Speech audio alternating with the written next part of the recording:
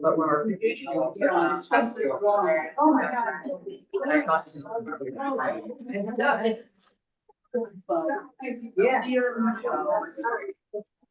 Yeah.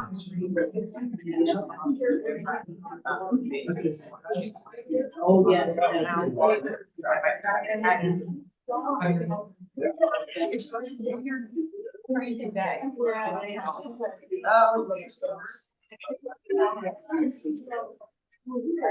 Okay, everyone, 6:33, so I'm going to go ahead and call the meeting to order. This is the July 11th public hearing meeting. So if we could just all stand the flag. I pledge allegiance to the flag of the United States of America and to the republic which stands one nation under God, indivisible, with liberty and justice.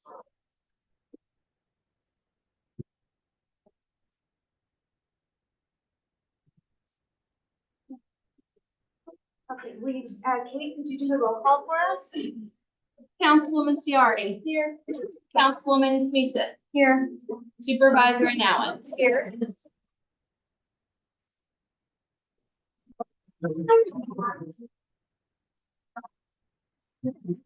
And then, so Kate's going to continue to sign people in. Our Councilwoman Dindile is stuck in traffic, so we'll be here when she's able to get here. So she'll join us at some point tonight. Before we open up the public hearings, I just wanted to say a couple of things.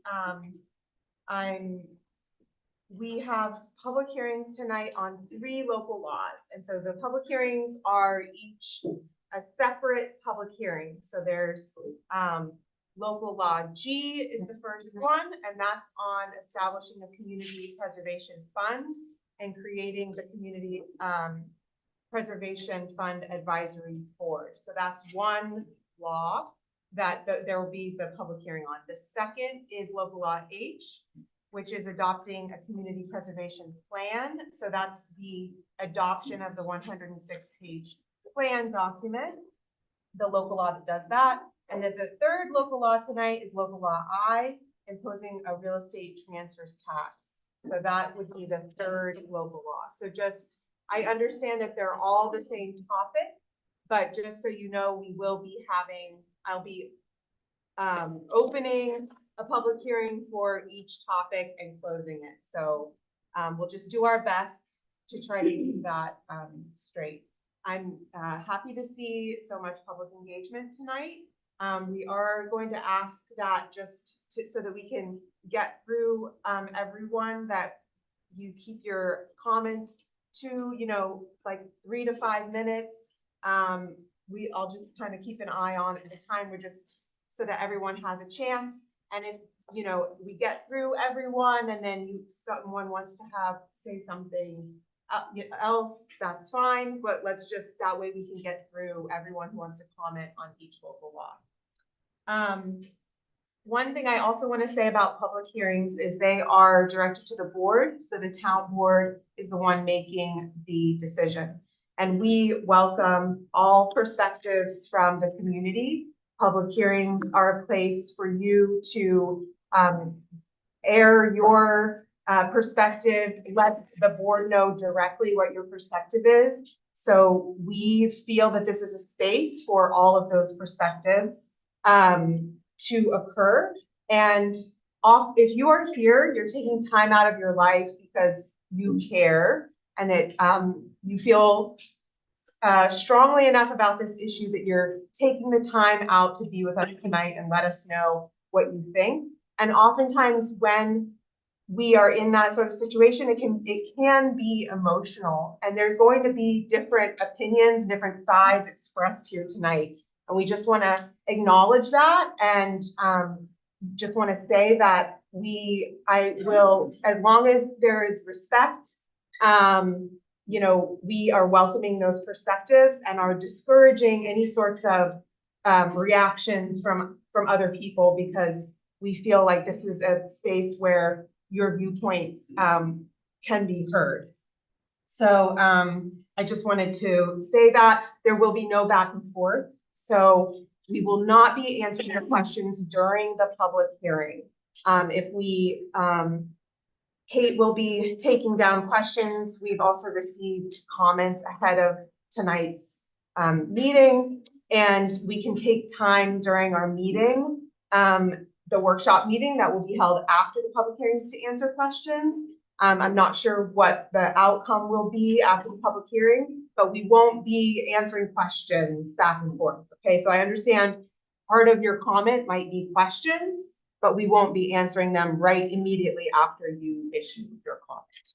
With that, I would like to open the public hearing for local law.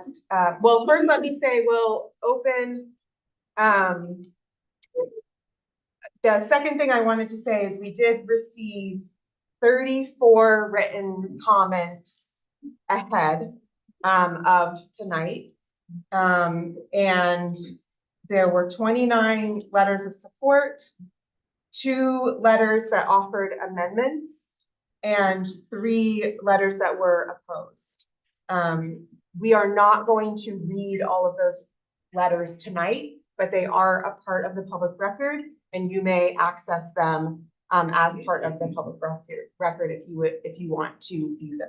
Okay, so now I'd like to open the public hearing for local law G of 2024, establishing a community preservation fund and creating a community preservation fund advisory board.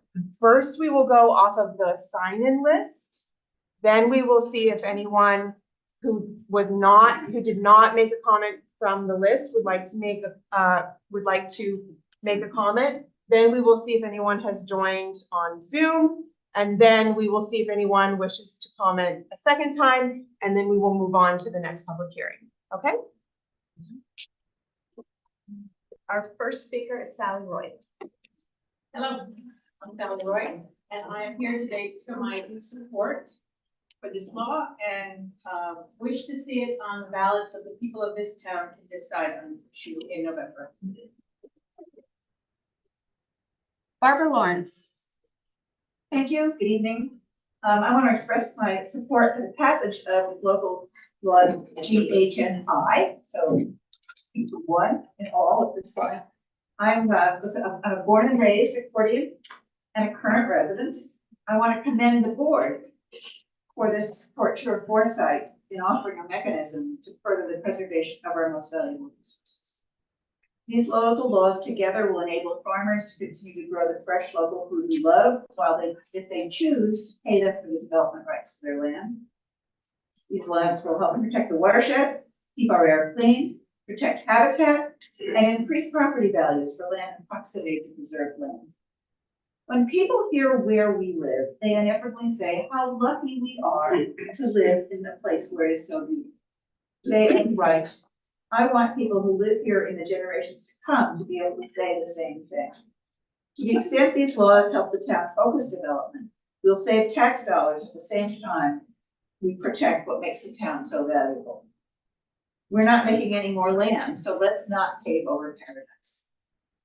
Finally, I have only one voice here tonight. So I also commend the board for putting these laws up for referendum this fall.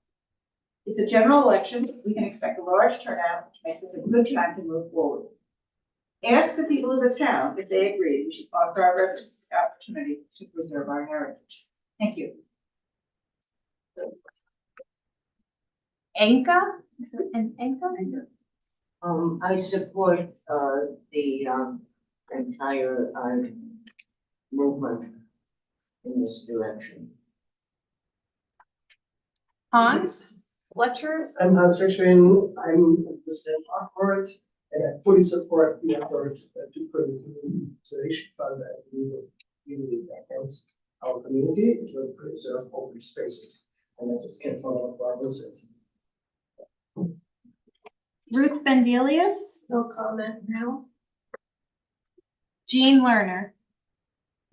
Jean Lerner from Cohaston. I wanted to thank the board for putting this together. It was a huge undertaking and you did it very quickly.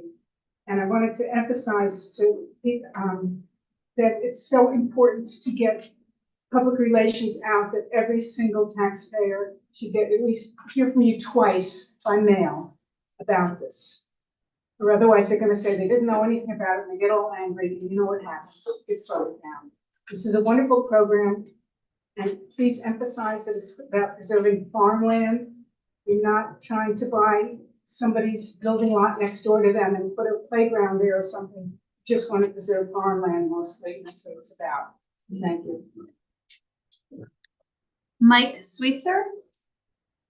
Yes, I'm just here, I'm not a resident of the town of Rochester, but I am working with the Orange County Land Trust on a farmland preservation program for Ulster County.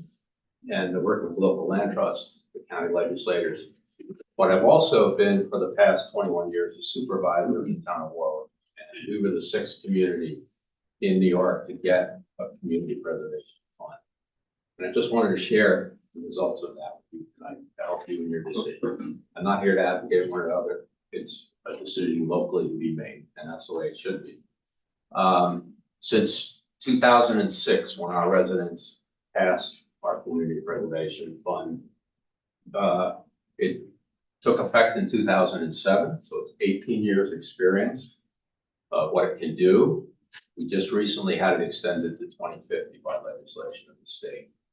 So it's been wildly successful in our town. We preserved 38 working farms with conservation easements that remain on the tax rolls.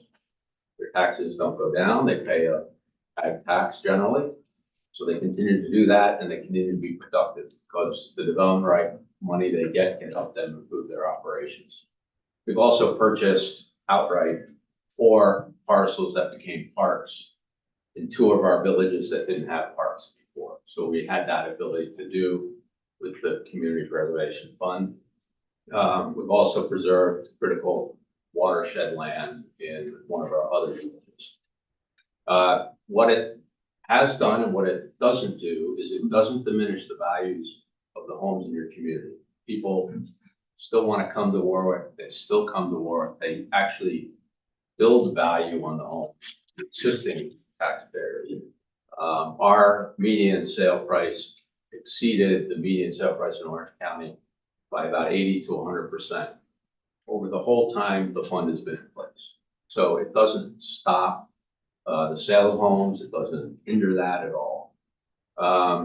It also makes you very competitive in obtaining grants. We've raised $18 million since our fund has been in place, and we've obtained $19 million from outside resources, whether it be land trust, the state, or the federal government. And I believe that's because we had the match to be a player in the game. So other than that, I would just tell you, it helped us define what our community was going to be 20 years after this happened. And I looked at your community preservation plan draft, and on page 3, it describes the town of Rochester.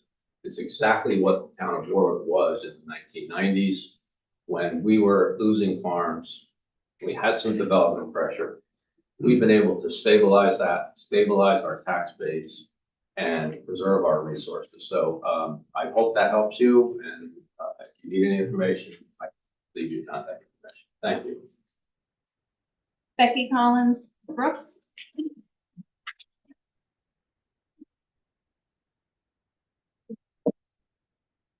I just want you to know I'm moving forward because when I am online and watching on YouTube, I can't hear anything that's going on behind that microphone.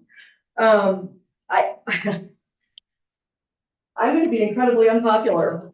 I'm speaking to all 3 of these at the same time because I didn't realize it. Kate told me to just sign in on the first one, so I'm just gonna read my statement. It addresses all three of the proposals before you.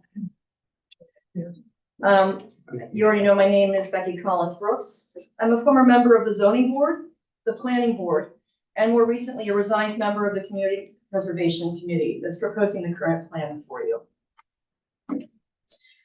This past Sunday, the last public information session was held to address questions brought by the community to the Community Preservation Committee regarding this ballot initiative. It came to my attention that my name was brought up during that meeting, and it was stated that I resigned because I didn't have the time to participate.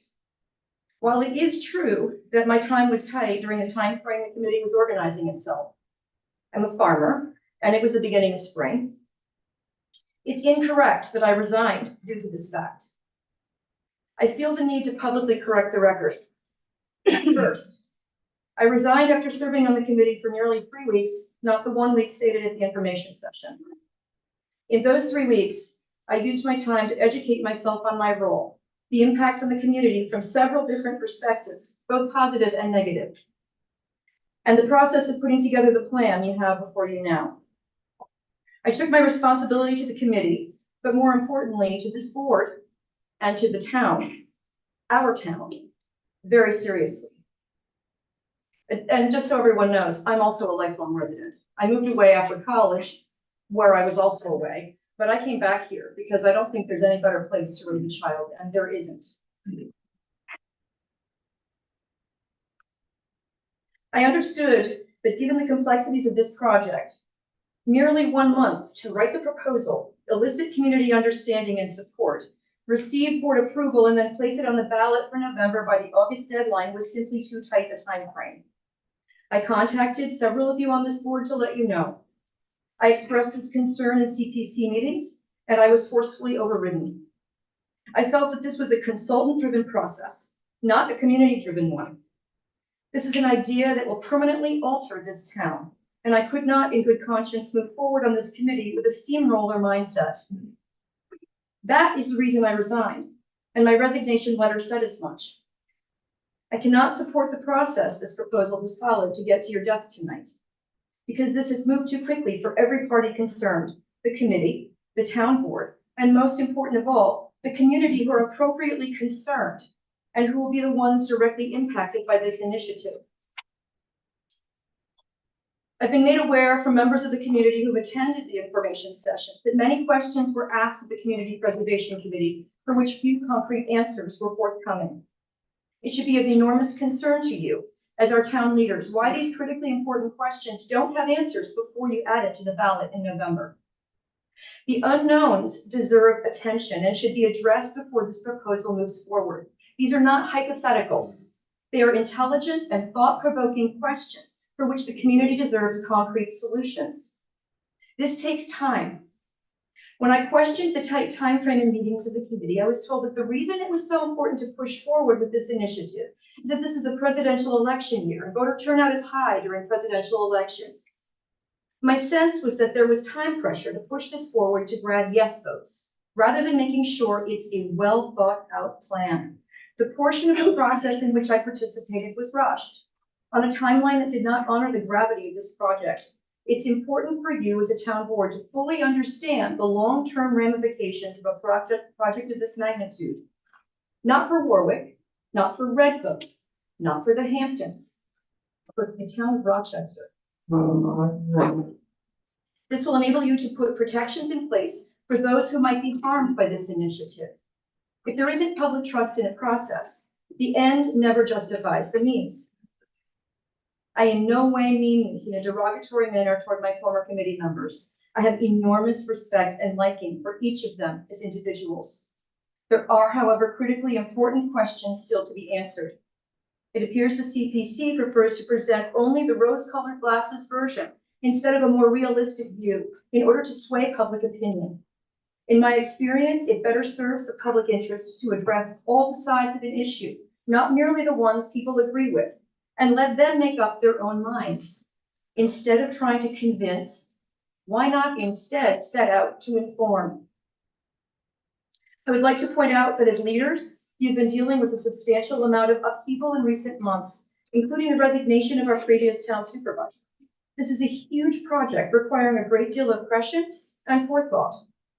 In order to give this project the scrutiny the community deserves, it seems logical and thoughtful to give yourselves more time to make a plan that honors the spirit of this project's intent, while also respecting the voices of the community who have concerns.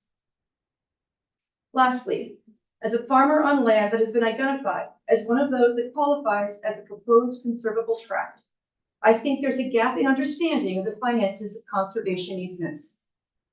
We went through the process of a conservation easement with a well-known conservation organization several years ago. Aaron already knows about this. Preserving our property as open space forever means a great deal to us. However, it is also our one greatest asset. We don't have lucrative 401ks or investment accounts. We have our land.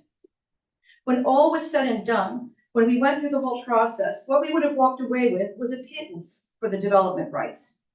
And it would have been insanity for us to sign those away. It is a known fact that land conservancies seldom make farmers whole. Instead, they are a way for the wealthy to transform their land holdings into tax shelters, thus giving them one more way to accumulate wealth. Regarding the luxury tax itself, it appears to us it has the potential to impact the value of our land in a most detrimental way. From a transactional standpoint, it may be said that the buyer of a property will pay this tax. This tax will be taken into consideration in the negotiations, and the purchase price offered will most likely be lowered in order to account for the added expense. Anyone with half a mind for finance understands this.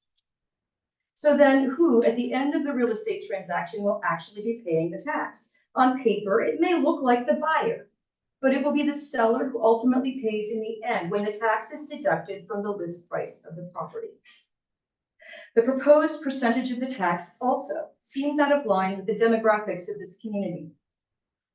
I understand in theory what you're trying to do, but from the most practical standpoint, the concept behind the project is flawed.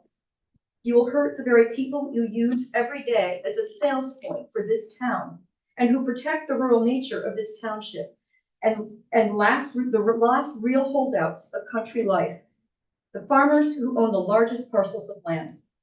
I'm not asking you to vote no. I am asking you to slow down. Please reconsider pushing this through so quickly. Please delay your vote with the goal of placing this initiative on the ballot in 2025 rather than this November. Our community deserves for this proposed tax and its accompanying fund management to be implemented in the most careful and proper way possible. Thank you.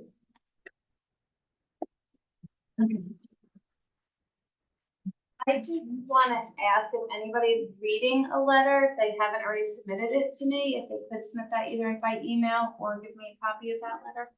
There's no way I would get all that down on paper. Do you want this thing? Would you be able to email it to me? Okay, that'd be great. Matt Decker.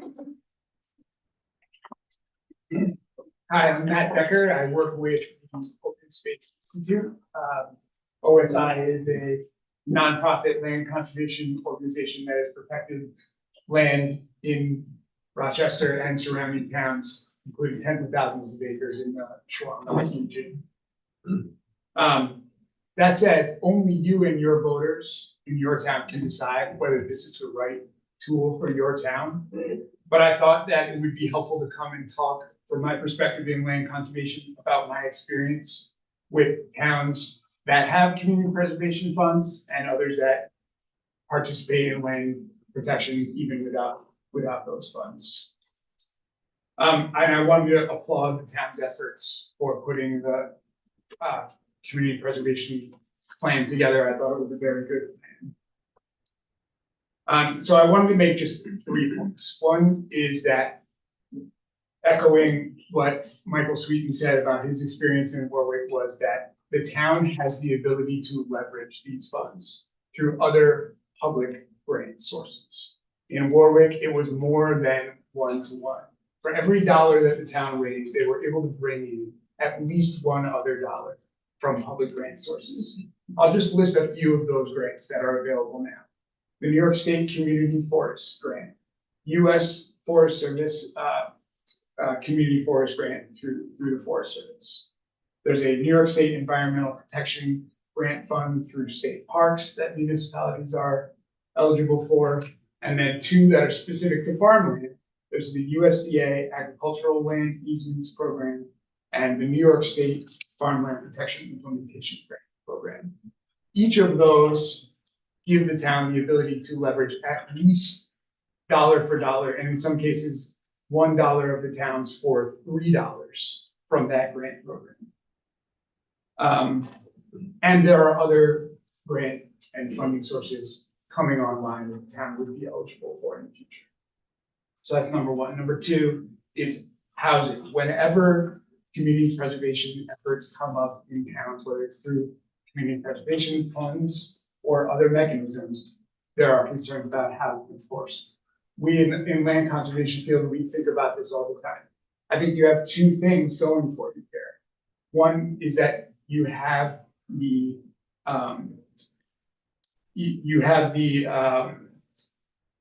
the protection mechanisms in the plan and in the law that mitigates any effect on the affordability of housing, meaning that you have the exemption for the housing that's under the median home price. So there's no effect on the affordability of your existing housing.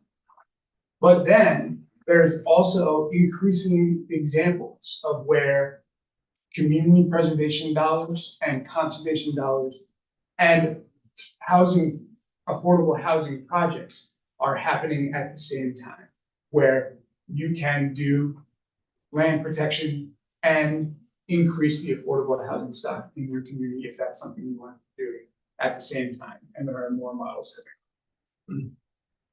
So finally, my third point is, why do this now?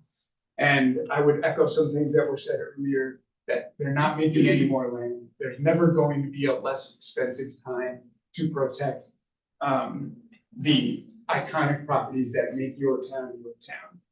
And establishing this fund now, it doesn't mean that the town of Rochester or any town needs to go out and take on a lot of work right away. You can start slowly, but there will never be a better time than now to give yourself, your landowners, your farmers, this tool and this option in the future. Think of one or two properties in your mind that make your community your community. The forest or the farm that if it was lost, if it was developed, it would be, everybody would agree that that would be not a good thing for your town.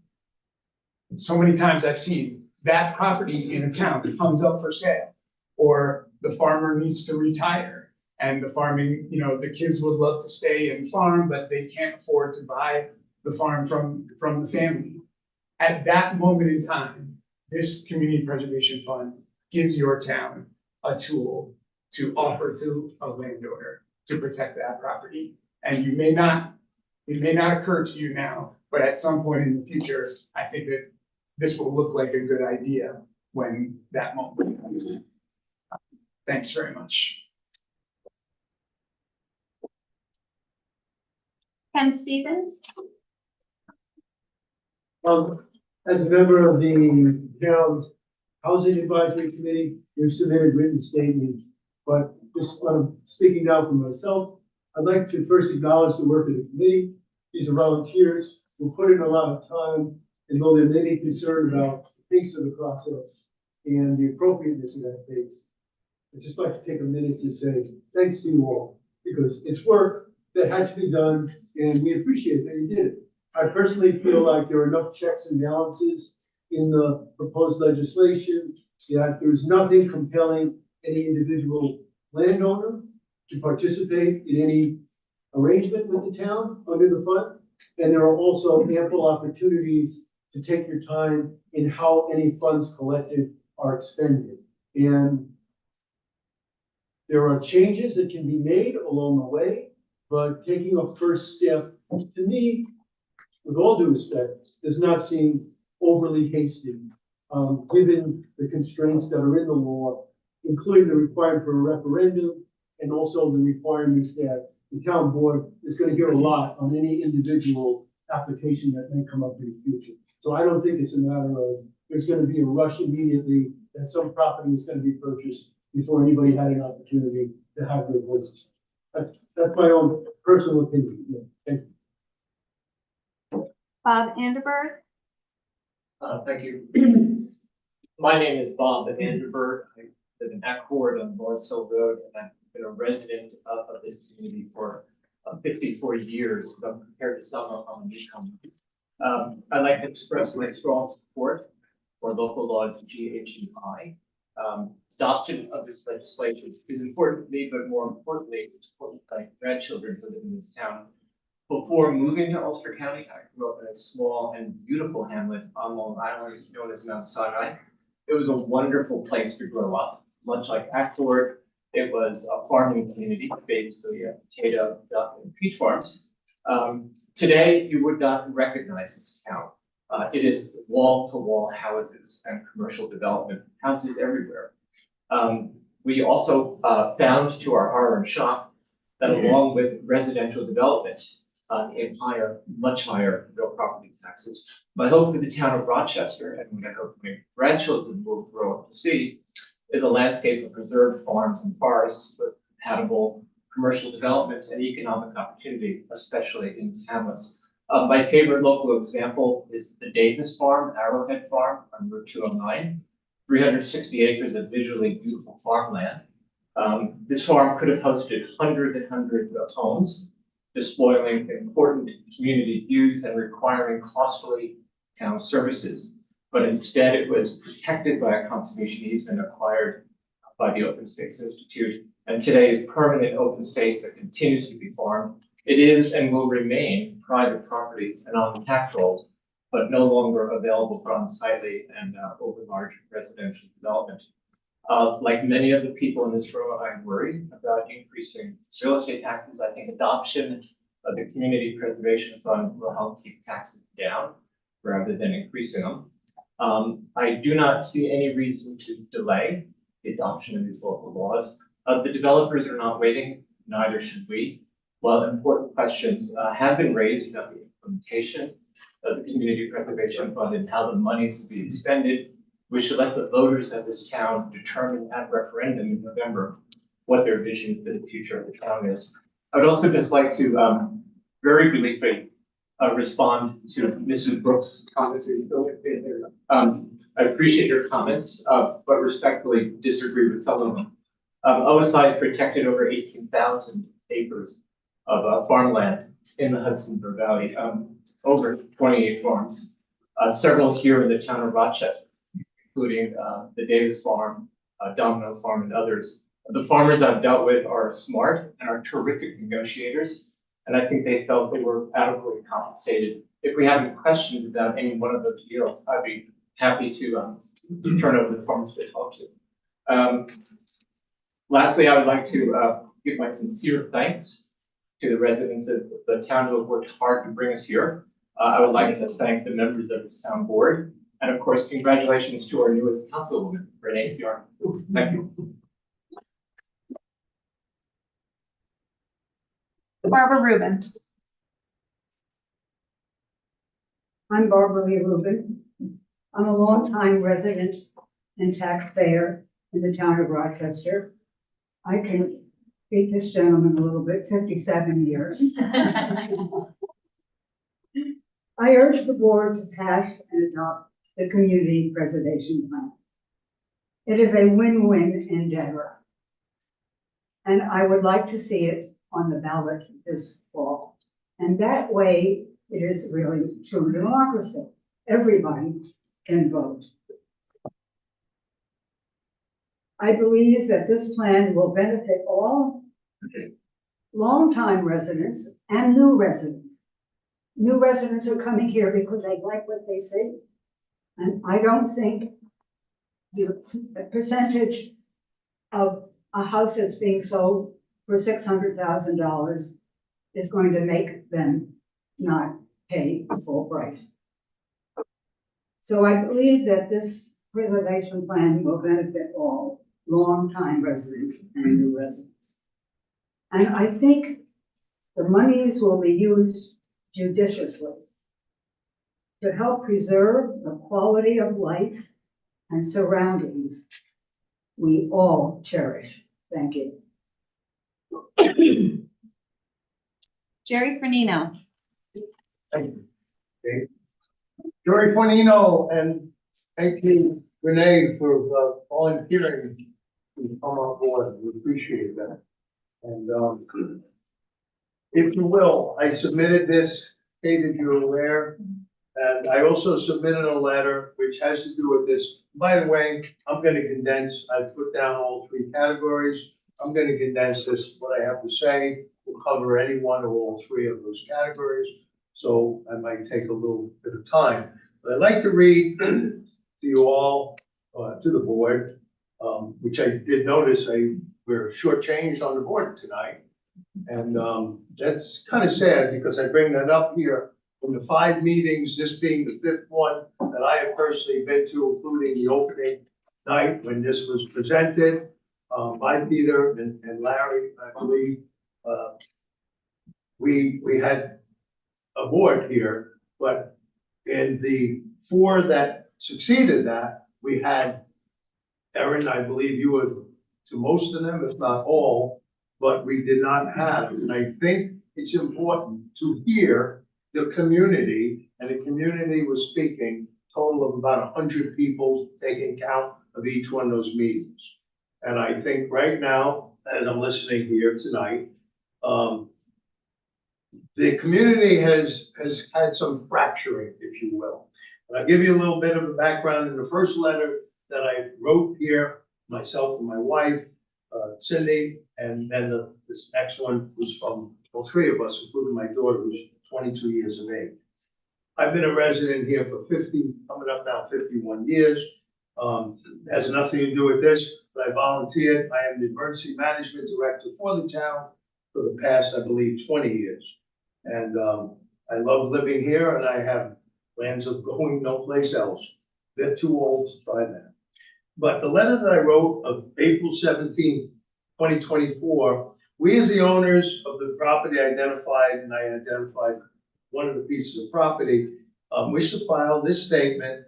We disagree with the town board assessment that the property needs to be under a new designation of R5, presently R5 to the proposed PL10 10-acre zone. And by the way, I will show you how I'm connecting this letter with my subsequent letter of today. 10-acre zone. So we're going from 5-acre to 10-acre zone. The new proposed designation will prove only to be more costly for my family to build or improve our property, and would do nothing or add nothing to protect the land due to the New York State Department of Environmental Conservation order dated August 25th, 1988, which already limits and controls our use of the lands under the Freshwater Wetlands Act, and it explains what that's under. Another point, I wish to appraise the board that I served with. I know nobody else in this room at the present time. Anyone who is, correct me, or correct the board, I'm sorry. But I served from the period of 2007 to 2009 with former supervisor Michael Baden, along with 7 other residents of the town on the zoning committee, again, between 2007 and 2009. It was unanimous that the previous property zoning descriptions would be grandfathered under previous regulations, and this included minimum property sizes in existence at that time. By changing these current property descriptions, you're placing all residents in a financial burden. Property values would be worth less to the present owners. Lastly, the number of properties to be rezoned is 538, stated by Supervisor Beatty, December 20th, 23.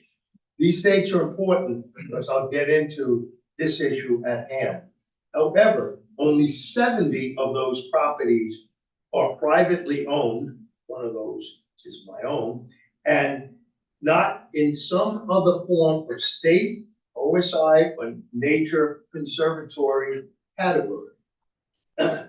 In conclusion, we noted that this action, by the way, my wife served for the town board 5 years, a number of years back here.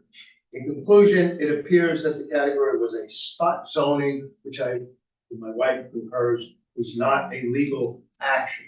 The reason I bring that up, because we now fast forward and we're now looking at a matter that's before us that I understand took place starting in May of this past year. And we're now looking to move this to an actual voting block taking place this November's election. And this meeting right here is taking place in which all three of the previous announcements after the night that this was presented by the committee to bring this action, all of this occurred within like 30 days. And I guess, and it was already said before, all I'm saying is I would really like, my wife would agree with this. We have all spoken at previous presentations, but there's a problem. A lot of the people who are here were not at each one of those presentations. I would like to simply say, could we slow this thing down so that we understand what we're getting into? Because there's been a number of questions without answers. So I will read this, and I've done that for the evening, and I thank you all for listening and being very polite in doing so. Dear Town of Rochester, Town Board members, we would like to reference our previous letter, and I just went through that. Some of our land and other was under this preserved, again, the PL10. By the way, the reason I'm bringing that up, there's not been a response to that action. So our status is up in limbo right now. And that is really unacceptable because that should have been resolved before we got into where we are right now. That matter now stands, again, 8 months plus and has not been resolved. We have a very divided community, and I think back to that meeting that took place, I don't know, it was either Thanksgiving or Christmas. There was a very, thank goodness, this is not a hostile group, thank God, but don't do that, because I said, I promise we will not have any emergencies while I'm the director of emergencies in this town. Don't have one tonight, thank you. And I would like to find out when we're gonna have that reserved. We are now looking at a new plan, and again, this was presented at the town board meeting on the 13th of June. And if I recall, I had to leave early because I could not last much longer past 10 o'clock. It was still going on until I understand from my town clerk till 12:15 the next morning with that presentation. The preservation plan, or the community preservation plan, the CPP, that plan with the newly named Community Preservation Committee, which included and chaired by Peter Nelson, and it included as one of the members, the supervisor, Erin's husband, Sam. And that plan, this CPC is shadowing much of what was listed on this PL or Preserved Land District. As I followed, and I do have a copy of the 106-page article, and I see that term of preserving land. And in fact, one of the things that was brought up as to the difference between conserving, which is, I teach the hunter safety class, and that's one of the items we bring up. The difference between conserving things and preserving things is one, you keep without using it. The other, you keep and you use those things, conservation, hunting, things of such. So I bring that up as that bothers me, especially when you're designating part of my land to be listed as a preserved piece of land. And so this CPC, this Preserved Land District, and it was stated in this presentation that 98% of the town properties, i.e. our residents' properties would be or have some aspect of it in which it could be one of those lands to be protected. And again, with less than 100 people from a town of almost 8,000 residents of property owners, during 3 presentations, and I gave the date 6/22, 6/26, and Sunday this past 7/7. None of these sessions, correct us please, were recorded. To our knowledge, the town board has already spent approximately $22,000 in fees for the plan to be presented, not including any legal fees that we were made aware of, and future administrative fees. This is my final part of this. This town board of 4 members prior to 7/2/24 is failing our entire community by not furnishing a better outreach to all of our residents, considering the permanent costs and the effects to our present and future members of this community. That's all that we, and it's signed by myself, my wife Cindy, and my daughter Lenny. We're simply saying, this whole thing was very much a rush, and we still have not resolved the previous, which took place Thanksgiving weekend, if I'm not mistaken, when I received the letter of the designation. I thank you all for being cooperative and listening. And I'm done, Kate. Peter Nelson. Hi, I'm Peter Nelson, who was the chair of the Community Preservation Plan Committee, the ad hoc committee. I can state that the process was intense, very intense. We did very hard work, met on a weekly basis. I personally do not feel this was rushed into judgment. I feel like the plan that we presented is comprehensive and clear. There are mechanisms how it will work going forward with a committee of residents that will report to the town. And those are residents that are selected, 5 or 7. They'll be on offset terms.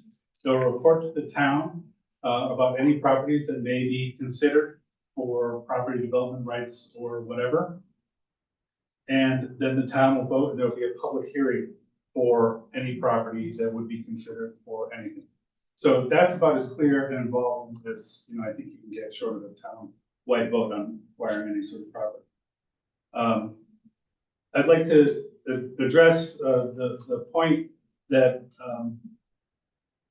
we tried to answer all the questions that we could come up with in these public information sessions. A great effort was made to have those sessions in public places at different times, on different days, so people could come and ask questions and learn about it. If there were some questions that were left unanswered, I guess I have to take responsibility for that. However, the questions that I recall I was not able to answer were speculative questions about what would happen in this case, or what would happen in that case. And I tried to point out that all those decisions are going to be made by a future advisory committee that will report to the town, and a future town board that they will be reporting to. So it would be speculative for me to try to answer that. Any question is, hypothetical. And I just wouldn't do that. I can't speak for a future town board. I can't speak for this town board. I can only speak for myself. And that's what we tried to do. I can state with the fact that this had nothing to do with proposed zoning changes. It never came up in any of our, if there is a connection between zoning and the plan we did, it just was never a discussion. The 98% of the places that were identified, they should make sure that people understand that there were 6 criteria areas that we chose as a committee to focus on. There was clean water, farming, biodiversity, recreation, open spaces, and historical sites. Each one of those areas had a subset that had different data points, such as adjacency and so on. So there are 52 data points that were considered in the mapping and the presentation of this plan. And so that way, you know, it was a broad-based fact-finding effort to identify as much as possible in the town as being remotely qualified. It doesn't mean that the highest score of a property would be considered. It just means that we wanted to identify as broad an area as possible, because anything that's not listed in the plan cannot be considered for the fund. So it may be that a parking lot would have zero quality on, you know, water, zero effect on water quality or open space or historic or whatever, but it might be critical to access to a canoe launch or a bike trail or another things like that. So that's why we had such a broad base. And just when we did these public information sessions, we tried to do them, as I said before, with the greatest openness. We did the first one here and it was recorded. We did another one at the firehouse on a night. We didn't have, this building was not available, so we could not record it. And that was an attempt to find a time that the public could attend that would, you know, accommodate. And we also had another one on a Sunday afternoon at another firehouse at the other end of town. Again, to accommodate different people, different times, different schedules. So I feel like we made a really strong effort to, and I applaud Aaron for attending all of them and being available to answer questions. We try to make it open and transparent because we want people to talk about it. We want people to engage it. This is a townwide decision. And it's not done lightly. It was not rushed, in my opinion. And we are really pushing to have a referendum for the reason that everybody should have a say. It shouldn't be, in my opinion, 5 town board members to make a decision on something. It should be the entire town that has a say in this. It's been an amazing process for me. I've really learned a lot. I've met some interesting people. We've had some great discussions. We've engaged with people and been very, very active, essential dialogue for a town. And the idea that this town is divided, that's on us, folks. This is why we do this. You know, if you're not involved, if you don't come and express your opinion and talk about it reasonably, then what's the point? And so we made a great effort to be there for people, to answer questions and be open and available. I've given anybody the license to come and talk to me at any time that they want about any of these issues, and I remain so. I believe in this with my soul.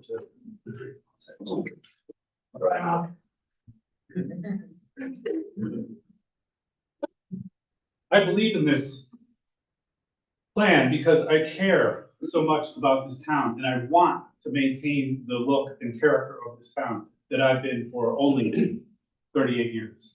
And so I'm a newcomer here relative to many people, but I love this town. I love the people in it. I love these engagement things because I think that's really, I'm fascinated personally about democracy and how it works. There's a room full of citizens that come together and discuss important issues and talk about them and decide what is better. You're not gonna make everybody happy, I know that.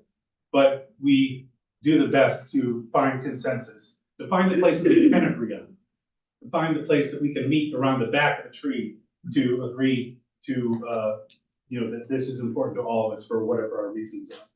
So, thank you again for the time. Thank you for allowing me to be part of this committee. I've really enjoyed it. I've really enjoyed engaging with everybody that we've talked to, and I would urge you to put this forward to a public referendum because I think it's essential to the future of this town.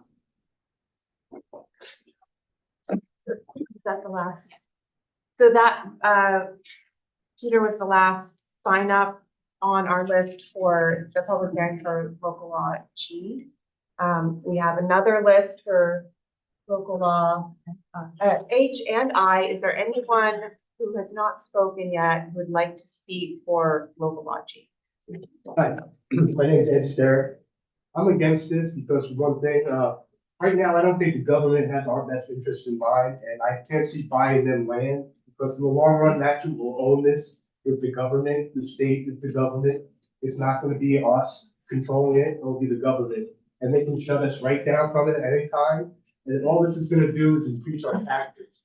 And grants, all grants are, is our tax money, they're gonna give us our tax money to buy them land. It's, that just doesn't seem right to me.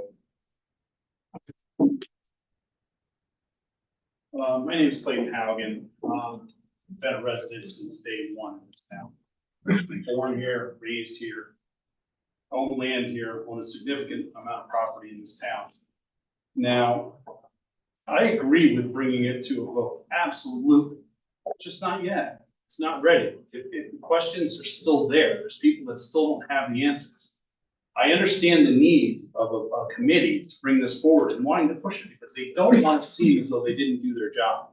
They want to present themselves in whole as being diligent and responsible for what they present. Great, I appreciate you guys doing this, but I think there's a little bit more work to be done. I'm not saying I'm against it. I'm not saying I'm for it. I don't know enough yet.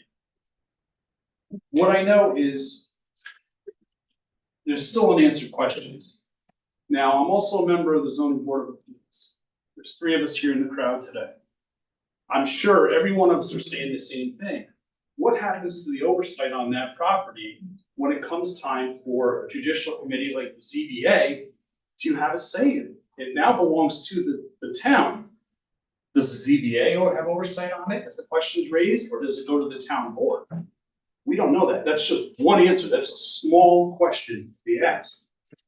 I look at it from a conservation standpoint. I'm an avid hunter. This land is now owned by the town.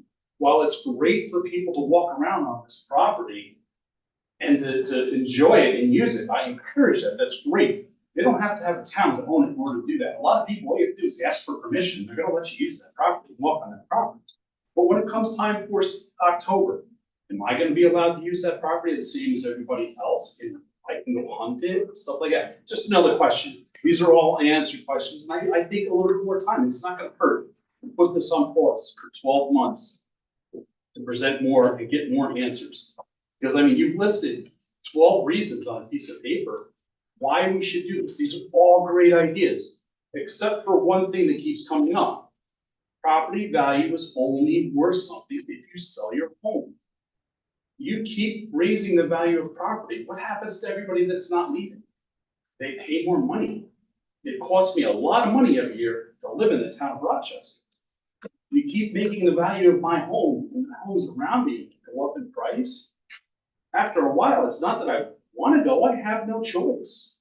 I can't afford to stay here. I'm limited. I'm fortunate enough to have worked in a career where I could retire safely and live off that retirement. And through investments, I've been able to succeed. But what about the poor people that have been here for 60, 70 years? How are they going to afford the increase in equity in their home when it's offset by the cost of taxes? They're not going to be able to. So just be aware of that. While it's going to be a 1.5 payment by the purchaser, it's also going to spawn more people to be wanting to be in the area. So it's going to raise your property values. Be careful with that. But the long and short of it is just slow down. And I never said that to the town. Everybody knows that I've said stuff. Hurry up, because there's a lot of things that have been more pressing. But in this case, it's time to bump the brakes and really take a strong look at this before you put it out to an unknown voter to make a decision in November. So, Art, you had your hand up first? Yeah, my name is Art Friedman. I've lived here just a little over 30 years. I love the town. I hope I can live another 30 years, but that's not up to me. I approached this from a slightly different perspective. I was in business for many, many years and ran businesses, small, medium, and large. And I would say, if I looked at this report with my business hat on, I would say it's a wonderful report in terms of being from motherhood and apple pie, but I would put it in my drawer and say, follow up in about a year, because I believe it's deeply flawed. There are significant pieces that are not fully developed. There's questions that can be asked.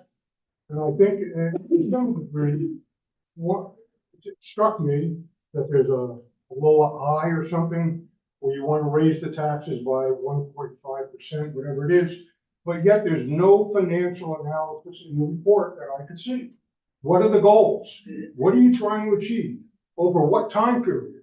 Why would you say 1.5% versus 2% versus 1% when you don't know where you're going? So from my perspective, it's a great idea. We ought to take a look at it.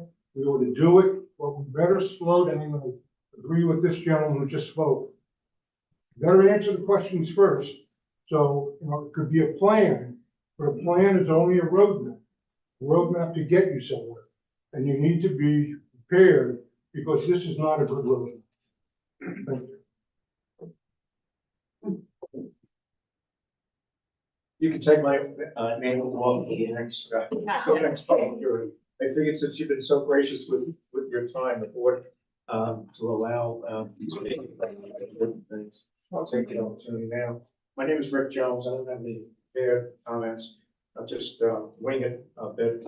I've only been here for 8 years. I wish I had been here 100 years ago, but I'm not that old. People would say that, people say, how old are you? Oh, I won't go there.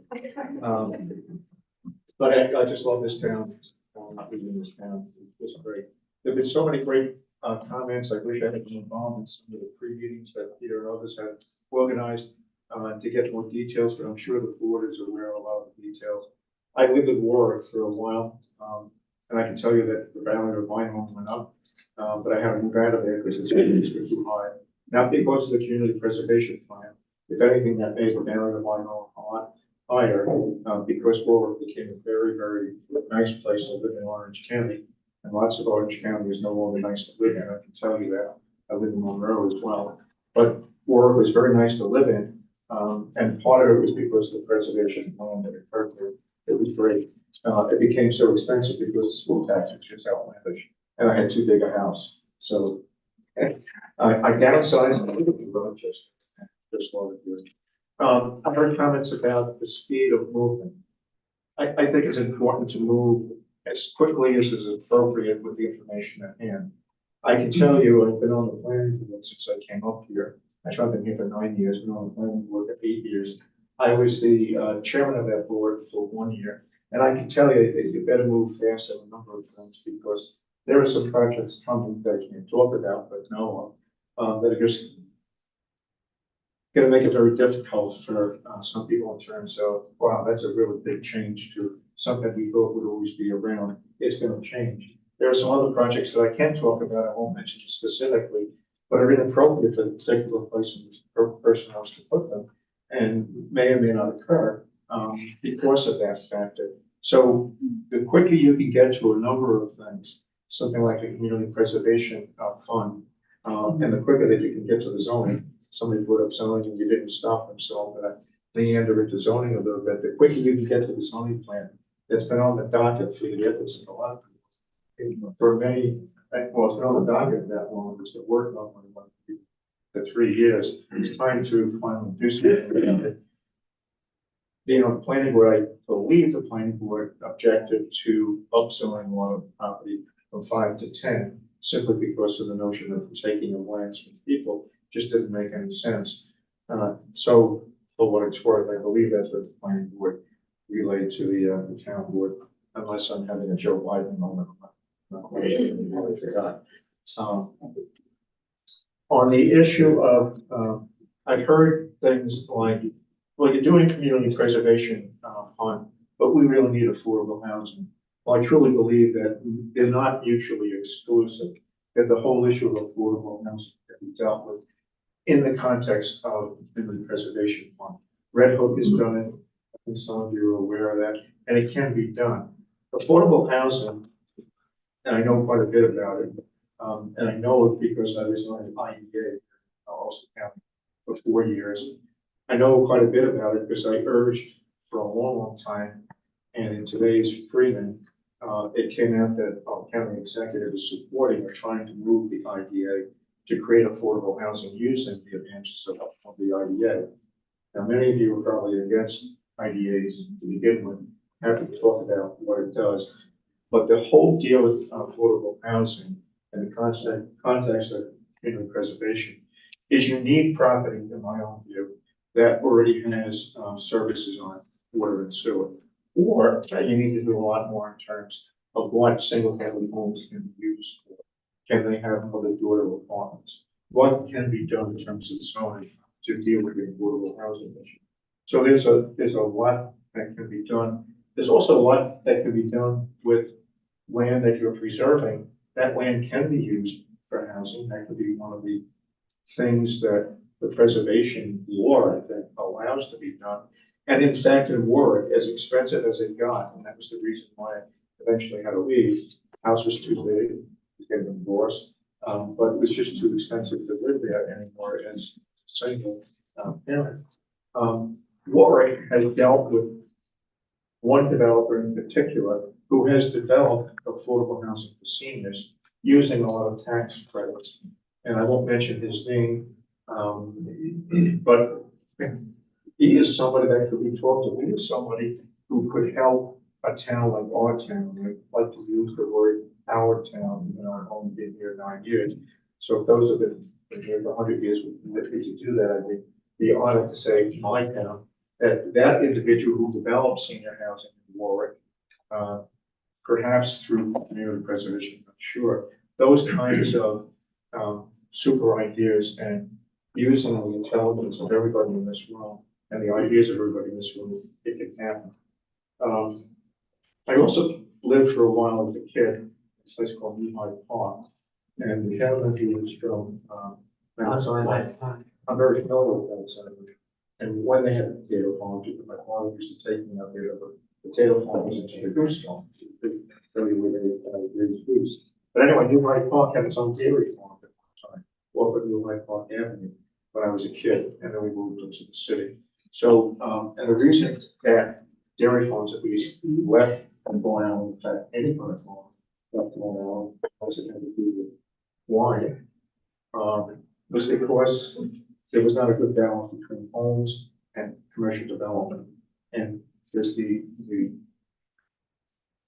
meddling issue of school taxes. Our school taxes is what taxes people here in this town.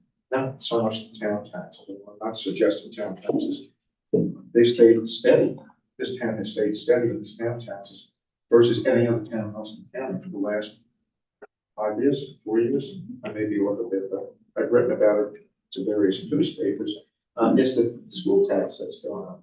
And that's for lots of different reasons, but particularly the lack of balance between residential housing, which generates kids, and commercial. So that's something that needs to be looked at. So just to summarize, and thank you for your allowing me to go on a lot of different tangents. I hope you go to speed that's appropriate for the amount of information you have today and what you could present to the populace in order for them to vote in November. And from a quick reading of what you've done, I think you're there. It doesn't mean what you've done is tied in stone or nailed in stone. There'll be a lot of changes over time. I'm also, from what I can read of the proposal, nobody who doesn't want to participate in this in terms of a homeowner has to participate. You're not going to be forced to have your lands acquired by this fund. If you want no part of it, you just don't take any part of it. So I urge you to move as quickly as is appropriate with the information available and keep talking as a community. Move fast, because there's stuff coming down the road that's going to make use of some of the properties that you all always thought were going to be open or were going to be in a particular, be used for a particular purpose. And that purpose is maybe changing. And not in the fashion perhaps that everybody's agreeable with. And I don't think that this plan is in any way incompatible with affordable housing. You're gonna have to go biking again sometime, but be happy to share my ideas around affordable housing.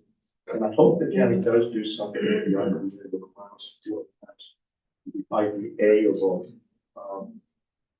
And it's ideas that I gave them that maybe will come to fruition. So thanks for allowing me to spell what the after 8 o'clock was feeling like, but something else is. Hi, thank you. My name is John Hayes. I'm a resident here of town of Rochester, about 30 years now. And I originally had asked to speak on letter I, but I just assumed speak right now, and I'll be really brief.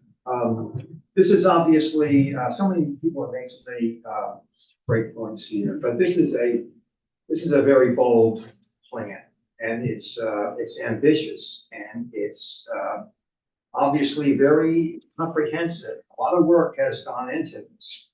I think the time is now I support this thoroughly right now, because we are faced with development in our town like never before.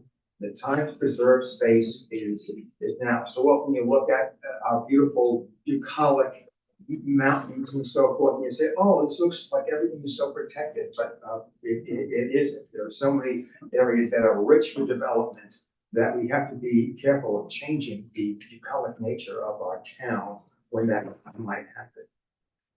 Also, we're very fortunate in that we are not the first ones to do this. Town of Warwick, some of our neighboring towns, Marbletown, Gardner, Town of Newport, they have adopted these, and so we're not the first. So we can see by some of their programs how this could have fleshed out. So I think it needs to come before the voters this November. Is there anyone else, before we move on, is there anyone else that wishes to speak for Jean? My name is James Farrell. I live in the town of Akron. The only thing I do want to address is, as a community member, I watch every single thing that you guys do. I watch every single YouTube video that gets put out. I put my 3 kids to bed. I watch this. My wife sits and laughs at me. The thing I was disappointed about, the first one was filmed, the other 2 weren't filmed. And as a father of 3 kids who commutes back and forth to the city, sometimes I work till midnight and I get back here at 2 in the morning.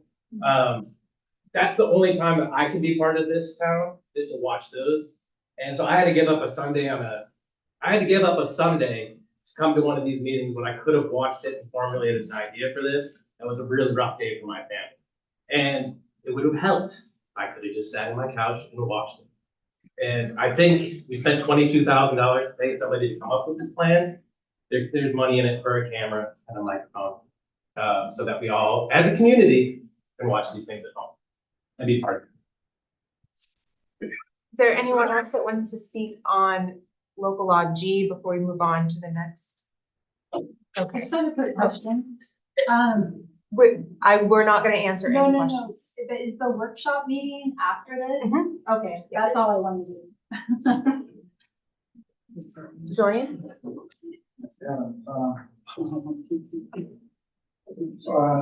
Yeah, I agree, it's a good idea, but sometimes there are details and people who want to work for it needs to know everything.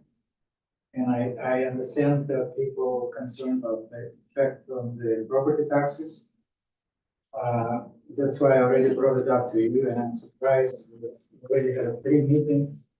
Local law G, and I cannot get clear explanation meaning of purpose of the funds. Like a part of subpart of 572-3, when it says to make payments, purpose of the fund, to make payments to school, fire protection, and ambulance districts in connection with the lands within the town that are owned by the state or in municipal corporation subject to the limitation and so on and so on. But I cannot get clear explanation what it means. So how come this law was put together? And you responded to me that attorney town looking at it. So I don't understand, I'm coming from engineering law. Somebody was put in the paper, presented to community, and not the main parts of the documents, nobody knows meaning. So if you want the people to participate with clear understanding what they're voting for a referendum, have a clear information for them, clarify this. Maybe it's the fund paying part of the taxes. And if I look at this document, everybody probably knows that they're paying taxes. What is remaining is the town taxes. Town taxes, if the fund paying the school district and special district taxes, our town taxes on average in the county is 15%. So it's going to be spread out. So if that's the case, it's going to be really insignificant. But again, it has to be clearly explained, especially to opposition who is concerned about the property tax.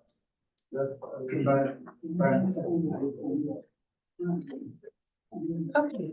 So, There is a lack of understanding between the two groups, you know, it has to be explained clearly. Hi, my name is Rich Taylor, 15-year resident of Eckford, live in Pete first. I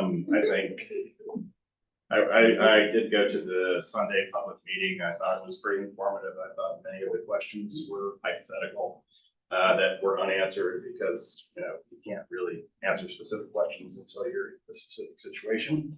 I did look over the plan. I thought it was comprehensive. It made sense, good common sense, and I think we should move on it quickly.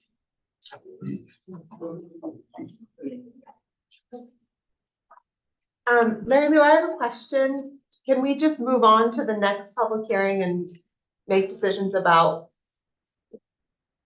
what we're gonna do about each public hearing at the end? You have to either close or continue the public hearing now. Okay, so, I think we've heard everyone, for local law G. So we have to make a decision. I was gonna recommend that we, hold it open for written comments, until Tuesday. And then we have to vote though by. You don't have to. So I was Oh, wondering for our timeline. If we were to move forward, we would have to vote by our audit meetings. Okay. And any changes that get made have to be done 8 days before. Wednesday. So We already received so many written comments. Yeah. And we did the hearings. Okay. I personally would like to read more written comments just because I'm trying to catch up on this, but so I would agree with you to hold it open longer. I'm just wondering if we do have any changes we want to put in Tuesday and then Wednesday's our deadline for if we want to vote on this and have it on the ballot this year in August. I think that. If you're holding it open till Tuesday, for written comments, and you want to perhaps make changes, you would have to have a special meeting on Wednesday to make those changes. Tuesday or Wednesday, yes. Yeah. Right. Yeah. So we can close the public hearing, we can leave the public hearing open to written comments, but we wouldn't want to make any changes tonight if we were doing that. We could, well, I was going to suggest that we hold a special meeting next week on Wednesday, or Tuesday or Wednesday. If you guys were available, so That's that when we you can have, would vote. that's not necessarily. Can we talk about what date that would make us be the what date of the vote? Our vote, the last day you would have to vote would be the 27th, which is our audit, or at our audit meeting. August 27th? No, July. July 25th. Oh, sorry. July 25th. Right, and that won't be. Sure. Anyway. Okay, well, yeah, Well, that's I keep it back. Oh, I thought we were changing. No.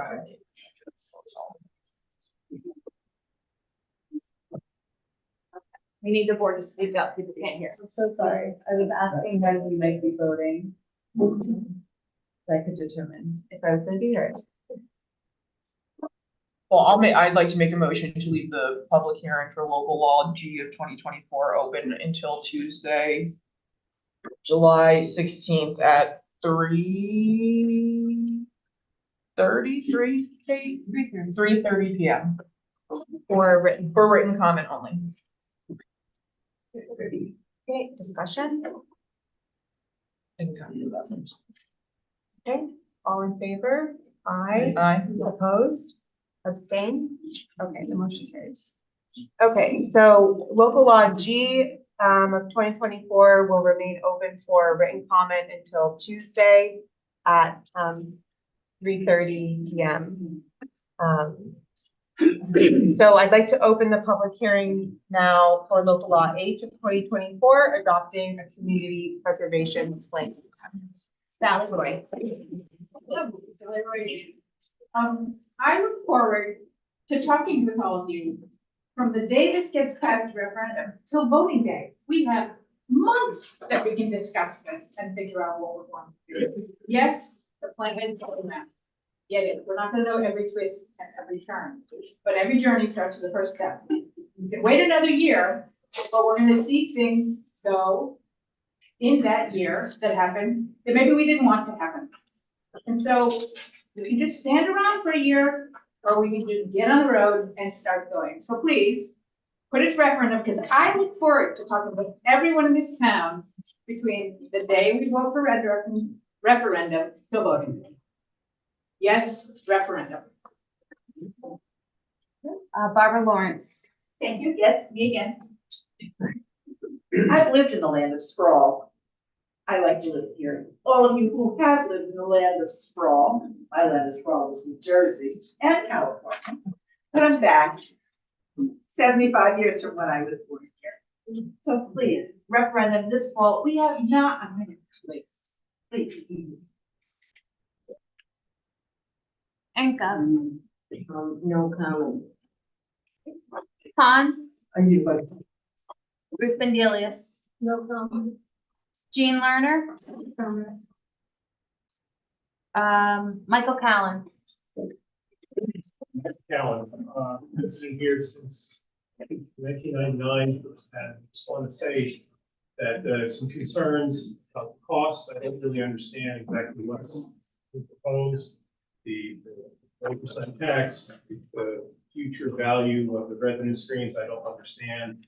I think we need to wait. I'm not a real fan of an idea of passing something to find out what's in it.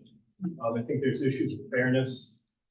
What values are we talking about? I agree, land is important. Came here for that was farmers, family of farmers in Long Island, Lower Hudson Valley, lost.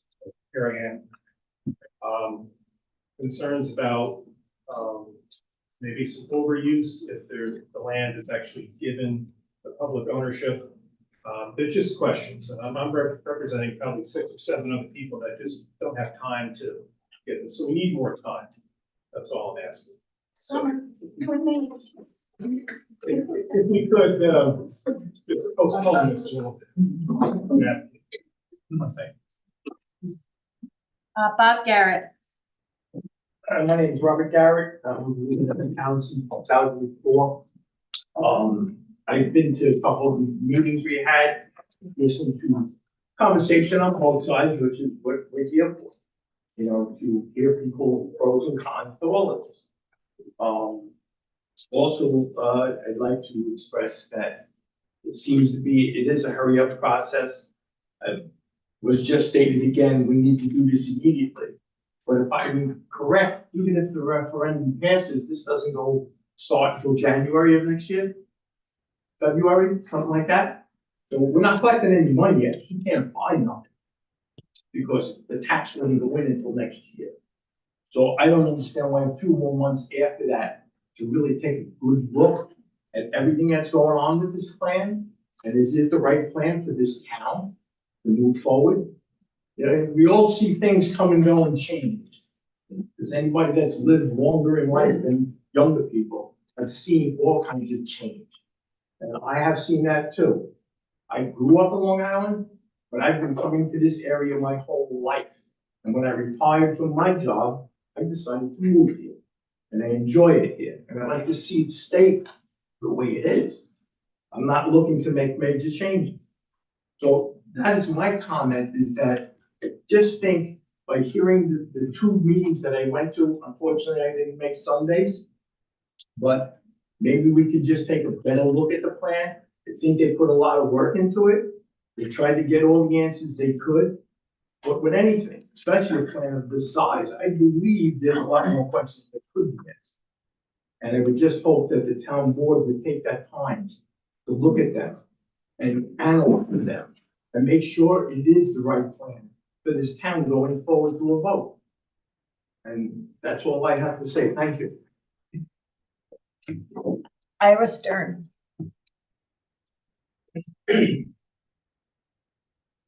Bob Anderberg. Thank you. I would strongly agree with. Yeah, Jones, yeah, I think there is a tidal wave of development at our doorstep, potential development for this town. And I doubt we'll know more a year from now. I would turn this over to the voters in November. Thank you. Barbara Rubin. Yes, I urge the board to adopt the community preservation plan. And I just want to make a comment on time. We're not moving too fast. We're almost too late. We are years behind the other towns that have already showed that this works. It does work, and it is not really about buying land. It's about preserving and conserving. Because we don't know, some people have a little bit more ins and outs than we do. There are big, big things happening out there. We are going to be inundated. And there already has been some changes. So we could almost be too late in a way, in the sense that we could have already had things available, monies available. So I urge, and I urge the vote this November. Thank you. Troy Dunn. Troy Dunn. I feel like a real hermit because I didn't know anything about this until yesterday. And that's only because Jerry Pernino had a 2-page piece of paper that he passed off to my mother, Marlene, who many of you I'm sure know. So I don't have my barrels loaded because I'm at a disadvantage, because I wasn't able to make any of the meetings because I didn't know there were any meetings. Now, what's the most important thing whenever we have an objective in mind and we sit around and talk about things? What's the most important thing? Anybody on the town board? Calm, communication, right? We can't do anything without communication. We need good calm. There was no calm. Am I that remote? Yeah, I admit, I spend most of my time in the hayfield in the woods. That's where I am. But it's not like I'm off grid. So why is, and I'm asking you, I know you're not going to answer the question, is it me? But I had no idea that this was occurring. What could I have done better? So think ahead. I'm not expecting an answer, it's a rhetorical question. What could I, as a landowner, a large tract landowner, I might add, what could I have done better to know about this process? The other question is, what could you, as a board, have done better to notify the public about this process? So, I'm not going to sit here and tout facts like you've heard me speak about the historic preservation or the open space. I came locked and loaded on those. I think I did a fairly good job with that, pointing out the good points and the bad points. I can't do that on this because, once again, I've never seen it. Now that I'm aware of it, you can bet your bottom dollar I will absolutely be reading the whole context of it.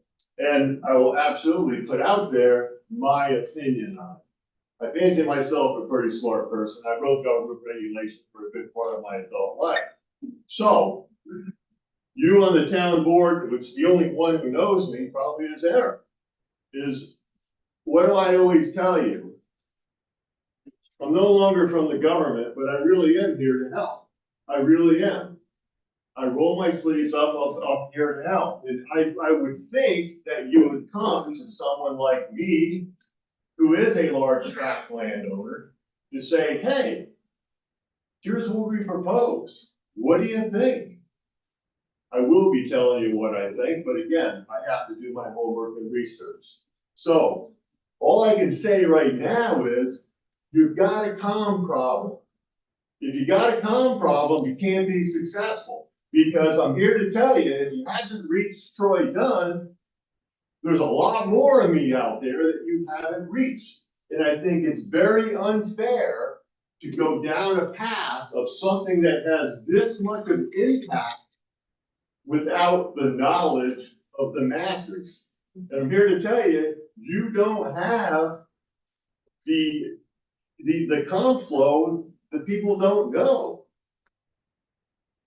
We get into philosophical conversation. I spend a lot of time sitting alert.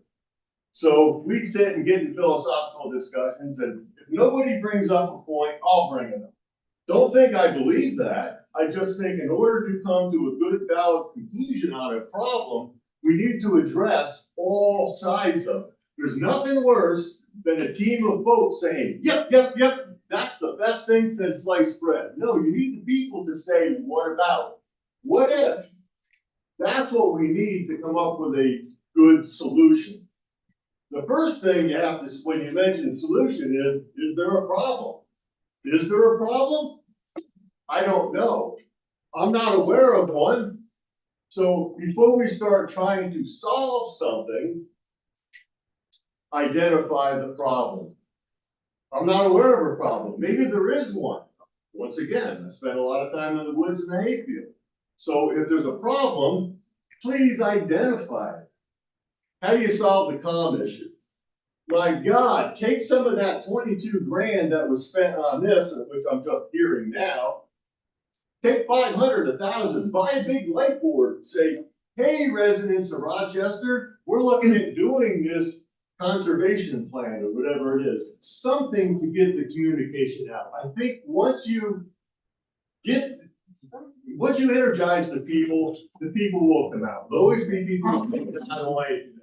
I'm here to tell you, you are not reaching the public. And before you go down this path of something of this magnitude, I just think we have to reach more people. So, having said that, I would ask that you slow down. This bit with, gotta do it, why? What's happening? The only time I know you have to do something fast is if your life is in imminent danger. I don't think anybody's life is in imminent danger. So we should be thinking this whole thing through. Let's think about the process. Get some smart people together. When I first came home, which was about 10 years ago, I retired from the military. I was born and raised here, by the way. My father was born and raised here. My grandfather was born and raised here. And my great-grandfather was born and raised here. Probably beyond that.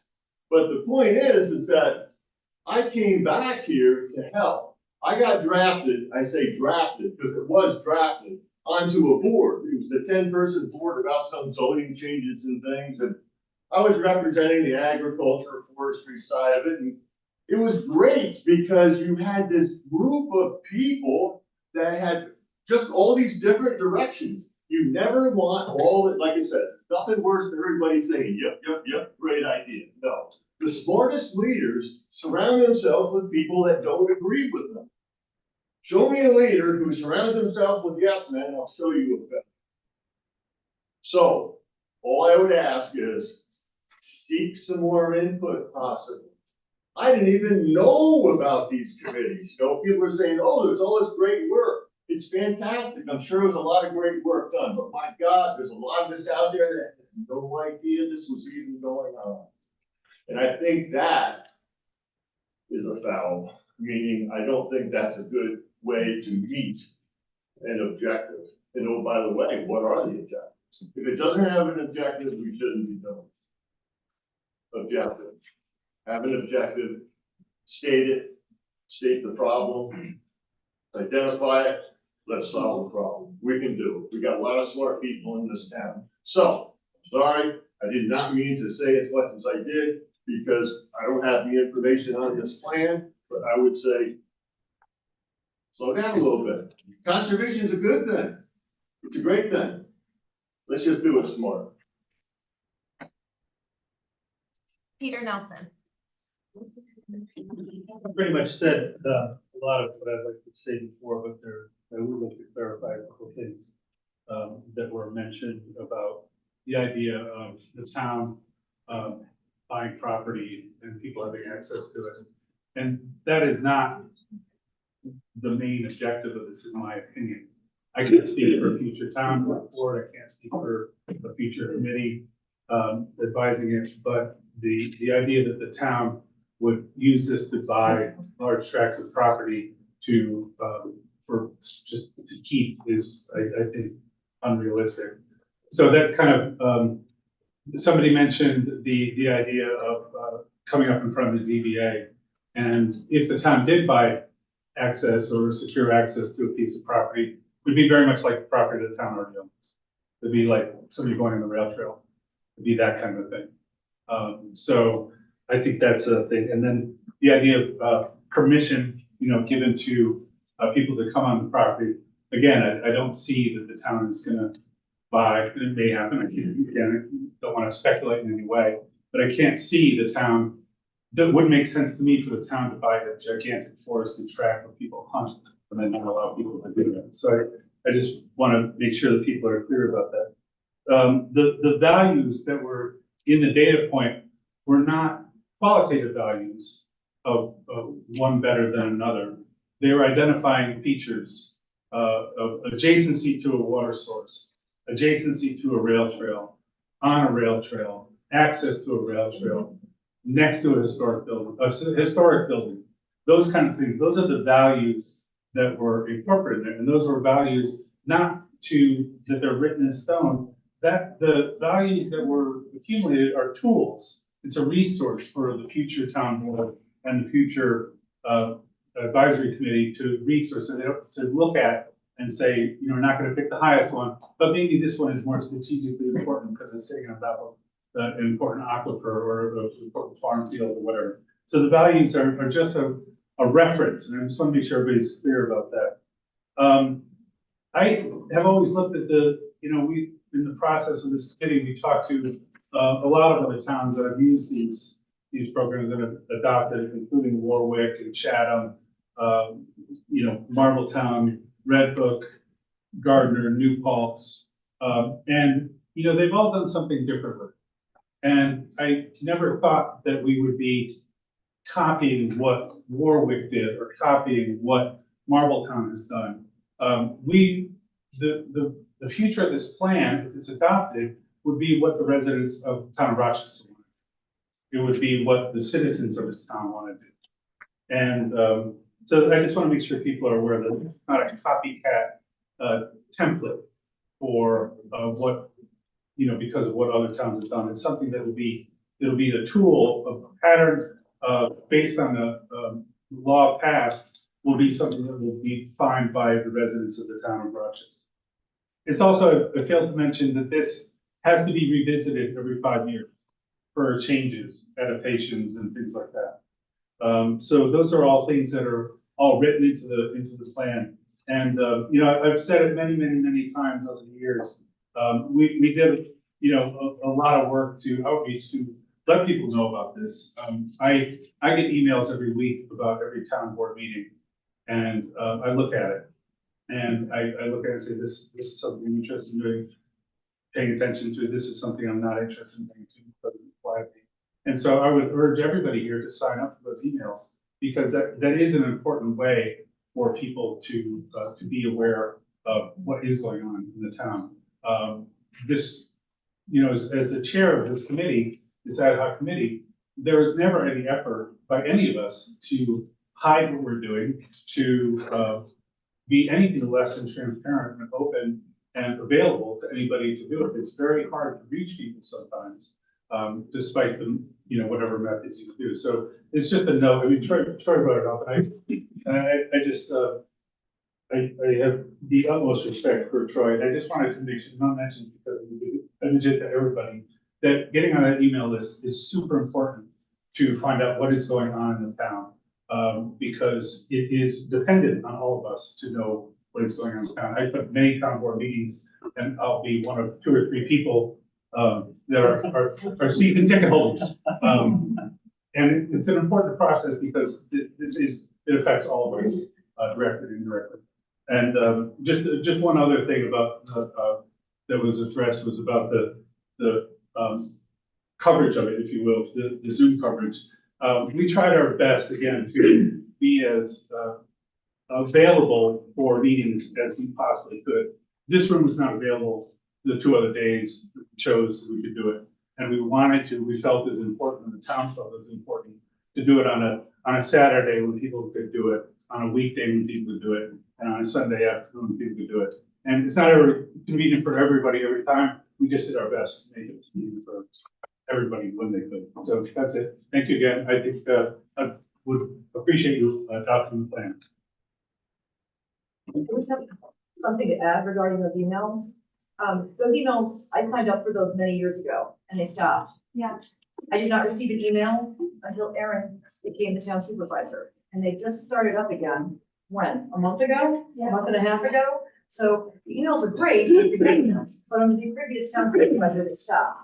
So, you know, we're lucky that they started up again, and I'm grateful, Erin. Thank you. I don't know who's in charge of that, but I suspect it's you. So yeah, sign up for the emails, but you're only at the mercy of the person sending them. And it would also be great if like they didn't cut off half of the content that's gonna be discussed, because half the time you don't know what's actually gonna be on there unless you click through. It'd be great if it could show like the full agenda, if at all possible. I suggested a newsletter be sent out to everybody. Our mailbox is always there. Internet might go down, but the mailbox is there. Okay, so we're still on the public hearing for local law H. Is there anyone else that would like to speak? Ken, your hand went up first. Just very quickly, I spent a lot of time, I lived in Ulster County for almost 50 years, basically since I was old enough to decide where I wanted to live. And I've been a resident in the town of Rochester since 1986. I spent a lot of my professional career in New York City as a litigator doing class actions involving sometimes hundreds of millions of dollars, involving local government spending. And one of the things that a senior attorney once told me that I take to heart in discussions like this is, don't let the perfect be the enemy of the good. In other words, in terms of process, people have made some good points about how communications could have been better. In terms of substance, people have made some good points about things that we don't yet know answers to. But I venture to say that we could be back here a year from now, and there will still be some legitimate complaints about communications that were received or substantive questions that still remain. That's sometimes the way life is. So I would think that on a whole, you have a plan that's been presented, I'm speaking as an individual now, that is worthy of bringing to the voters. As was pointed out, we still have several months in which there can be continued dialogue between people who know things and between people who can find out answers to questions that are not yet known by the community.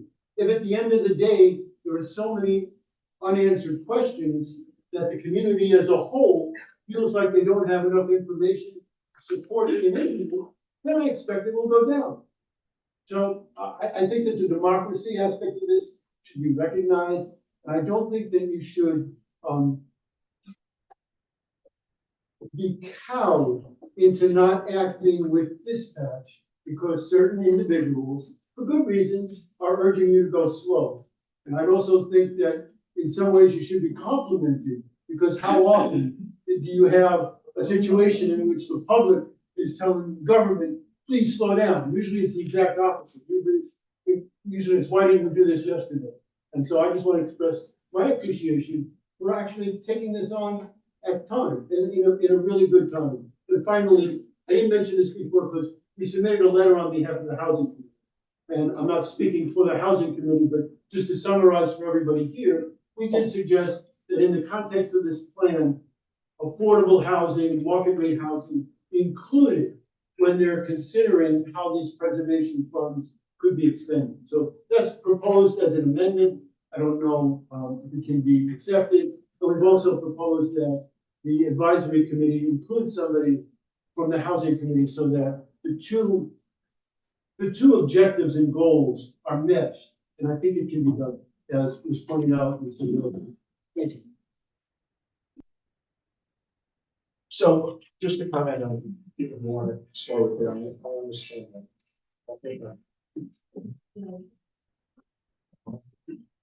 I think it's ready for prime time, what's been done.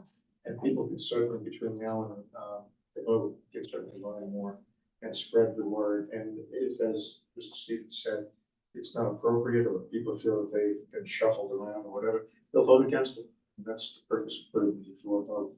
And just a little bit to vote on, if you don't want to.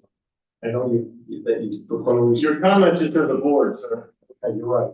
I know that there's one person here who thinks he might be the most important person in the town, but I'm here to tell him that I'm the most important person in the town. And that guy's the most important person, that guy's the most important person, and everybody around him is the most important person in the town, not just one person. And there are a lot of vehicles for finding out what's going on in the town. One of them is just going online and reading what the agendas are for the various meetings. So I put that on the table. And I hope you do approve this and read the program. Touch on a couple things, and then I want to address the actual public hearing. I agree with you, Troy. There's a message in law enforcement we speak a lot about, and that's that prior planning prevents poor performance. It's not exactly said like that all the time, but that's the gist of it. Right now, we don't seem to have all the prior planning we have. And in order to find a solution, you do have to have a problem. And I don't know if we've identified the problem. I agree with Troy 100% on that. Now, I'll speak to regarding the community preservation plan itself. Not saying this board, but the board in the past, or several members in the past, haven't had a very good track record with what they do with property the town already owns. Okay, the solar project, that was all property that was owned by the town in Kerhonkson. And they decided to develop it to make it a solar farm. It's no longer accessible for the town. It can't be used for any other purpose. So keep that in mind. Now, going to a story in regards to the residents of Ellenville, keep it brief, donated a large tract of property to New York State, that we would say it's the late 60s, early 70s, for the use of agricultural purposes for New York State Department of Corrections. Once again, that property 7-8 years ago was then purchased by a solar farm company and developed into a solar farm. So now, while we're preserving all of this land in the area, we're looking to do that, we have to be 100% sure what direction we want to go with this land once it's owned. You cannot leave an open-ended, well, we could try to develop a plan later. You can't do it in a situation like this. All right, in that instance, this comprehensive plan absolutely has to be voted no on until we discover a proper path for it, until we identify the problem and what direction we want to go to solve the problem. Now, Troy, you also mentioned, I want to say about a year and a half ago at a meeting, when government becomes too big, it's time to step back and condense. You guys have enough. You guys are putting in 80-hour months with meetings. Now you're going to be responsible for a comprehensive plan regarding the purchasing and value of property and the delegation of property for the scenic, historic, and open space resources. You guys are nuts. You're nuts. You're taking on too much now. Now, once that property has been turned over to the town and we vote yes on this thing in November, our voice is limited to the people that are sitting there, because they're the ones that appoint the board members that are going to make the decisions regarding this. Keep that in mind. Now, I know everybody is saying, yes, hurry up, hurry up, hurry up. Don't hurry. You'll regret a poor decision. Another thing in law enforcement we said, you can't say no once you said yes. You can't back the horse back into the barn, okay? Once it's out, it's out. You own that decision. So just keep that in mind. Thank you. Is there anyone else who'd like to speak on? I went to all the 3 meetings, I read that plan cover to cover, and there's information that's missing in that. One of the things on page 16, it basically states the law, that there's a law they have to follow. And on number 2 on that, they're supposed to list all the projects that the town plans to undertake and include every parcel that is necessary to be acquired. I have not yet seen this list. I have 3 times and I've not seen this list. Said by law, we're supposed to do this. Is there anyone else that would like to speak? Before we let Peter speak again, is there anyone else who hasn't spoken on local law H that would like to? Okay, you. My name is Richard Miller. I'm a relatively new resident since 2008. A couple of things. I have been able to get all of the emails about all of these meetings going back even to when Mr. Bodden was the supervisor. So I'm not quite sure how I, as a new person, was able to get all this information. I went to one of the meetings and I thought all points of view were actually being heard, and the people on the committee were trying to answer to the best of their ability the questions that were being raised. I didn't think it was a question of just one side being put forward and that other points of view were not being heard. I'm a retired high school history teacher, and I think one of the things that people are not considering enough here is the experience of other communities.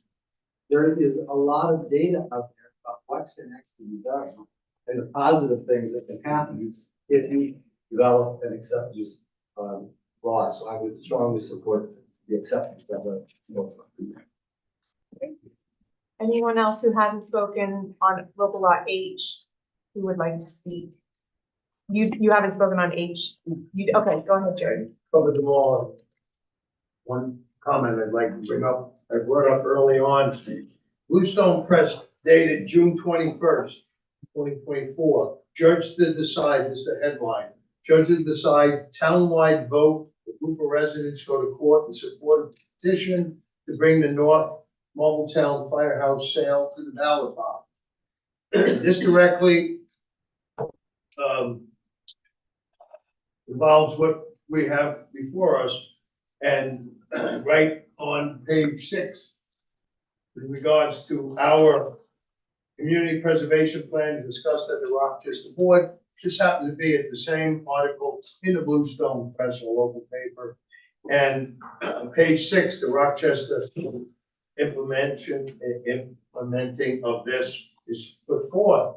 On page 7, I'd like to simply repeat, I've only said this to one group previously, and that is the actual words by Rich Parody, who was the supervisor president of the town of Marbletown. Marbletown is one of the towns mentioned in this of already having this in place.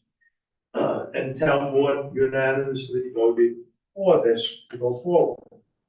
Quote, Rich Parody said involving, this is the North Marbletown Firehouse that was transferred by the fire department over to the town.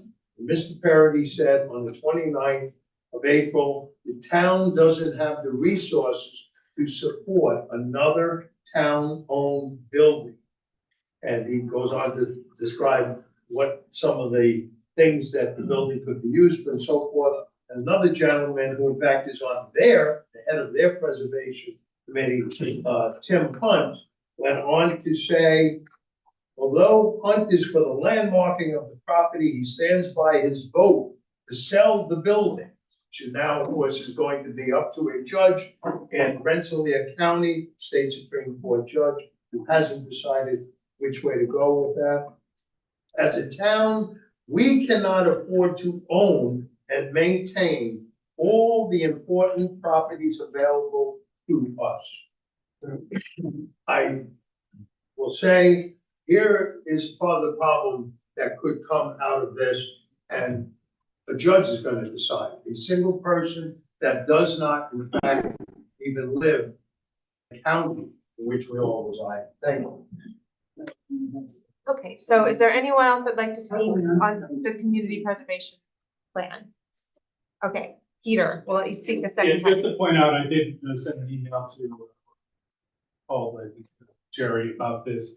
All the properties that are listed are in Appendix A. They're right there on the town website. They're all listed. It's a gigantic spreadsheet with all the different criteria. So it's been there the whole time. It's there. It's available for everybody to look at. I'd just like to make one clarification about the North Marbletown Firehouse and the community preservation. That paper, they're two separate articles. There was one reporting on the town of Rochester community preservation previous presentation. The other article is about the North Marbletown Firehouse, the Marbletown Firehouse. That was given to the town of Marbletown by the Marbletown Fire Company when it was dissolved. So it became town property. And it actually kind of proves what I was trying to say, that before in my earlier comments, that it may not be in the best interest of the town to own property. They own that property. They've been trying to sell it. It has nothing to do with the community preservation plan. It's a separate issue altogether. It's owned by the town. They're trying to get rid of it. People are trying to contest it, and it's going to court because people have recognized it as a potentially historical site, and they're trying to determine that. So there's a petition filed by people that were trying to identify the historical nature of that town, and that's what the lawsuit is about. It's not about the community preservation plan. The town is trying to sell that property to get it off the rolls because they don't have the money to hang on to it. And that's what I was trying to say before. It may not be in the interest of the town to own property that they can't take care of. The town buys a property and they have to incur the cost for infrastructure. As we all know here, the town-owned property costs money. And so you have to make those choices wisely. And those, I don't think it would be in the best interest of the town to own property like that. But that is one that was given to the town over the dissolution of the Marbletown Fire Company.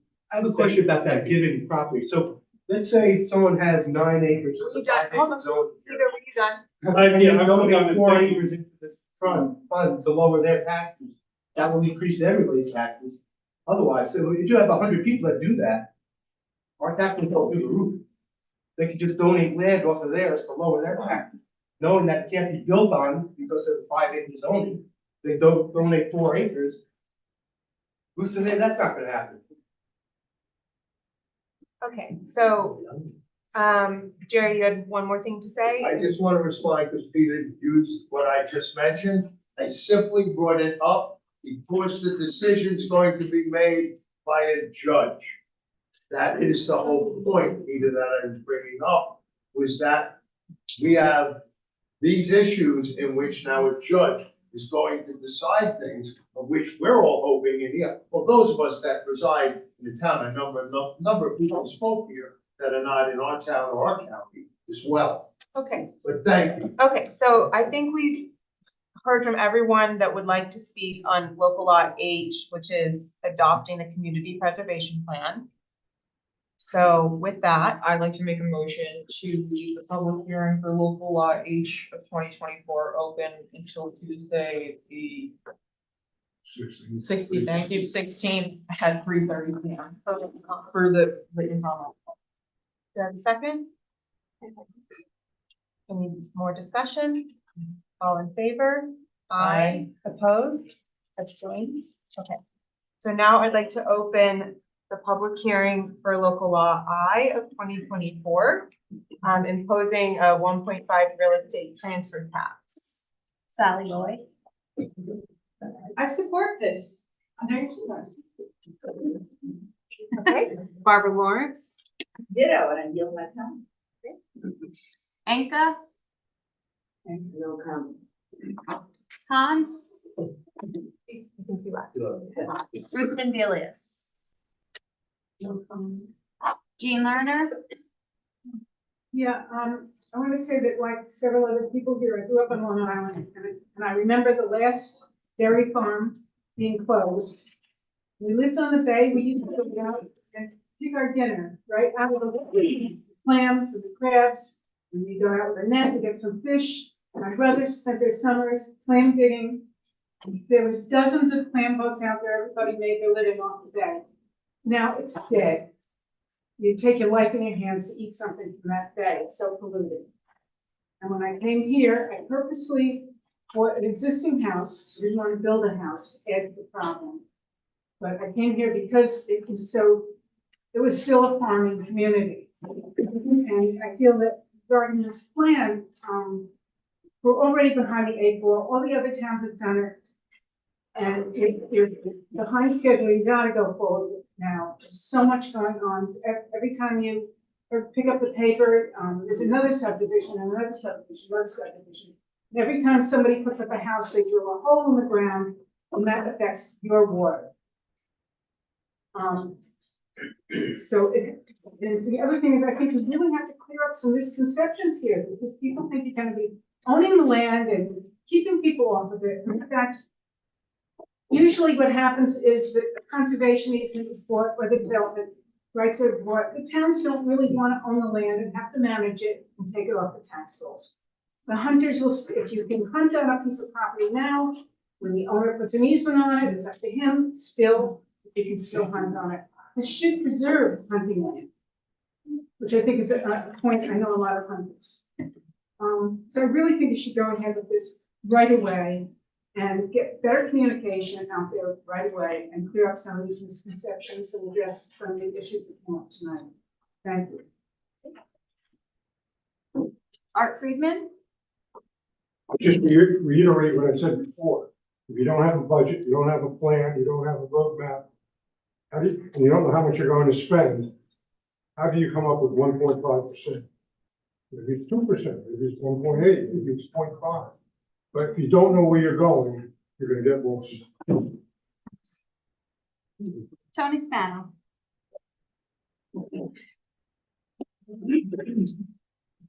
There's a microphone. The mic's over there. Right in the middle. And right here. Right here. I'm right here, yeah. All right. Mary Lou, can you see me? Madam Clerk, Mr. Supervisor, town board members, thank you for letting me speak. First, I'd like to, on the topic of the plan, I certainly like to applaud Peter Nelson, Larry DeWitt, and the rest of their team putting this together. They did a noble job for the town in its entirety. The purpose for me speaking tonight is based on the real estate transfer tax. And everybody knows, or if you should know, and it should be mentioned, is that when you transfer, that the state gets 0.4% real estate tax when you transfer your home on a sale. On top of that, this is a separate tax. This is in addition to the 0.4% that you'll be paying. So the proposal is 1.5%. Going at the informational meeting on Sunday, obviously it could not be answered why it was 1.5%, except that it's been proposed 1.75%, and then it got kicked back to 1.5%. I said at the informational meeting, I want to say it at a public hearing. The first ones that put something together was the town of Warwick back in 2002. And they came up with this preservation fund, Warwick, Marbletown, Gardner, New Paltz, Red Hook, and Suffolk County. Now it's town of Rochester. It certainly makes a town more desirable, or any of these towns that have these preservation funds or preservation plans in place are more desirable to live in. However, the 1.5%, I'm kind of perplexed. Town of Warwick is not the town of Rochester. They imposed a 0.75% real estate transfer tax. Town of Warwick is obviously black dirt country. It's located by two interstates, 84 and 17 or 86, and they're much closer to New York City. So people that move up don't mind paying the tax. The second town that proposed it was Red Hook, and they did it in 2007 at 2% tax. The third was New Paltz in 2020, and they imposed a 1.5% tax. And then followed by Gardner, our neighbor, at 1.25% tax. And then Marbletown, 1%. Suffolk County is the most at 2.5%, and that's the Hamptons. And Shelter Island and Southampton, East Hampton. So, I'm asking the board to reconsider the tax on this, and that if a tax is actually needed, you're creating the motor vehicle by creating the plan, and now to gas this vehicle, you're proposing the tax. And if you're gonna propose a tax, I submit to the town that you have money coming in every year into the general fund. Take a fraction of percentage from every taxpayer in the town if you're gonna impose a tax, and take a fraction of that money and aim it towards the fund if you need to fuel that vehicle. To impose a tax on a sale of a house, and at the information meeting, I believe it was an average of 40 houses a year get sold in the town of Rochester. That's on average.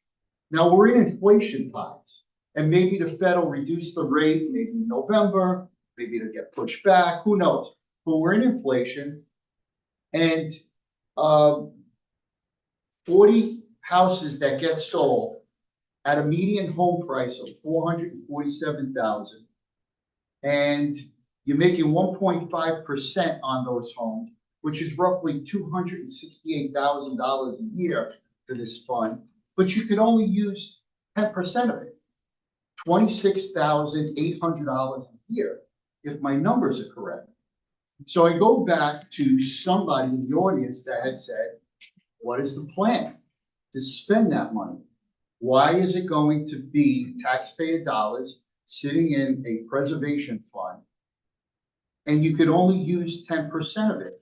Who are you hiring? What's their cost to be the conservation police to make sure that easements are proper and to whatever you're going to do with farmland? But sustainability is the biggest issue, and you cannot rely on sales of homes to make the fund sustainable. If you're gonna fuel this vehicle, you have to consider fueling it properly. And the other question or the other comment on the other side of it is, does it need to be fueled at all? Just because you have a plan in place, does it have to be fueled? Lastly, it was said, and again, I applaud the committee. Lastly, it was said about, a member of the resident here commented, the farmers should have been involved in this big step because they're going to be the recipients of this plan, right? It's not going to be me. I own 1 acre and I own 20 acres. And my 20 acres is farmland, but I'm the 1 acre guy. I'm the residential guy. So I'm going to go, yeah, for this plan. But who am I preserving? I'm not preserving my property. I want to preserve the farmer's property. But does the farmer want that? And they should have been included. They should have been first notified, and they should have been included from the get-go. Thank you very much for letting me speak. Christie?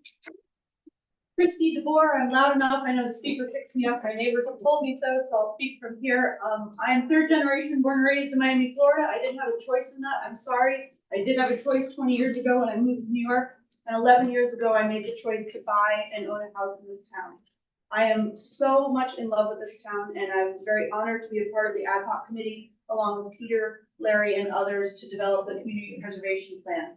My day job is the executive director of the Wallkill Valley Land Trust in Southern Ulster County. We partner with Open Space Institute, Round Oaks Land Conservancy, and others to permanently protect open space, trails, and farms. In New Paltz, I was on the periphery because I don't live in New Paltz when they passed this in 2020, and again on the outskirts when Gardner did this in 2022. And the funds that have been created by this real estate transfer tax in New Paltz and in Gardner are now allowing the Wallkill Valley Land Trust to work with the committees that are formed in those towns to talk to landowners willing landowners about the potential to permanently protect their land. And I can tell you there's a lot of development pressure coming in, and it's opened up a door to a lot of really exciting conversations about people that are not necessarily looking for the money, but they want their heritage and their legacy of the land that they have worked on for so long and that they love protected and not developed into gigantic housing. So I really appreciate you all going through this process. I'm very thankful to be on the ad hoc committee, and I will say this, and I'm biased. I think our community preservation plan is the best in Ulster County.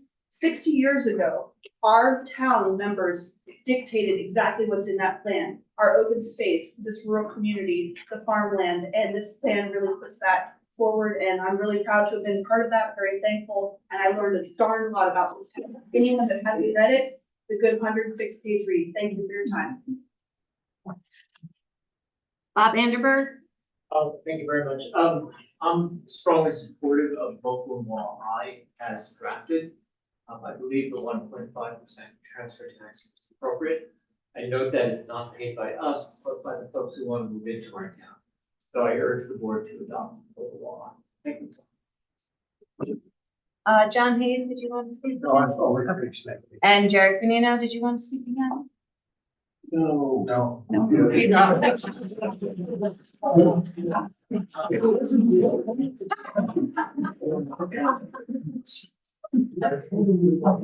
Okay, does anyone else? And Is then I there, have Peter Nelson. oh, Peter, you're on the list.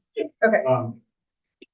Yeah, I think I've said pretty much whatever I was. Oh, just one thing that was addressed was the 10%. The 10% of monies that are in the fund are available to be used towards maintenance and things like that of properties that might be owned or have property rights. So it might be used to have a conservation organization do a monitoring for that. So it's not, you're not limited to using the 10%. The 10% is limited to things like mowing a path or creating access or trimming trees or things like that. So I just want to make that clarification on that. When we presented to the town, we presented amount of 1.75, and through the town board's discussion, they decided to lower it to 1.5. We proposed 1.75. They decided to lower it to 1.5, and that's something that obviously they could still change their mind on. And so I leave that up to them. It was their decision what to do. Your decision, excuse me.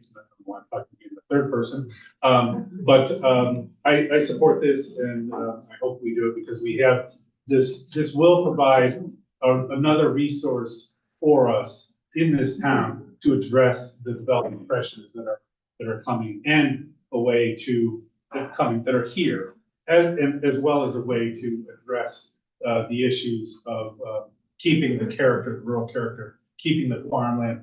If a farmer is struggling, that money could go to keep them on the land, keep them owning the land, keep them on the tax base, but extinguishing the development rights going forward. So I think it's a fair amount, and I would urge the town to adopt it. And thank you again for listening to me blabber on. Is there anyone that, I think Zorian, was your hand up earlier? Okay, so hear from Zorian. We have two hands up. I'm reading that here, and again see some lack of clear communication, because before we were talking about 1.5% of the part which is above of median price of 400 something, which is average of median past 3 years. This is not 1.5% for full sale price. So it has to be clarified. And I'm not opposing the tax, but again, speak clearly. Clayton, you had your hand up next? Yeah. Tony, no way you're gonna add another tax to what I have to pay. That is the most ridiculous thing you can bring up. 1.5 on top of what I have? No way. Okay, and I only wish that if I were the head of the committee, I could get the members to come out and advocate so strongly for what we develop. I mean, I applaud you guys for that, and thanks for coming out for it. The town doesn't want to own property. Why does it need the money beyond paying lawyers. If they're not owning property and they're not in control of property, why are they mowing paths on the property? Why are they doing development of the property? So to say in one breath, the town doesn't want to own property, but we need this money to own the property, you're contradicting yourself. I would say that regardless of anything, unless the first initiative is voted on and passes, then the other two are important, they become moot at that point. So this 1.5 doesn't have any variable in the whole equation unless the first two are passed. So keep that in mind too. With 1.5% tax on top of my taxes now, anybody want to buy some property? Because I'm not gonna be able to stay. Okay, Jean, you had your hand up now.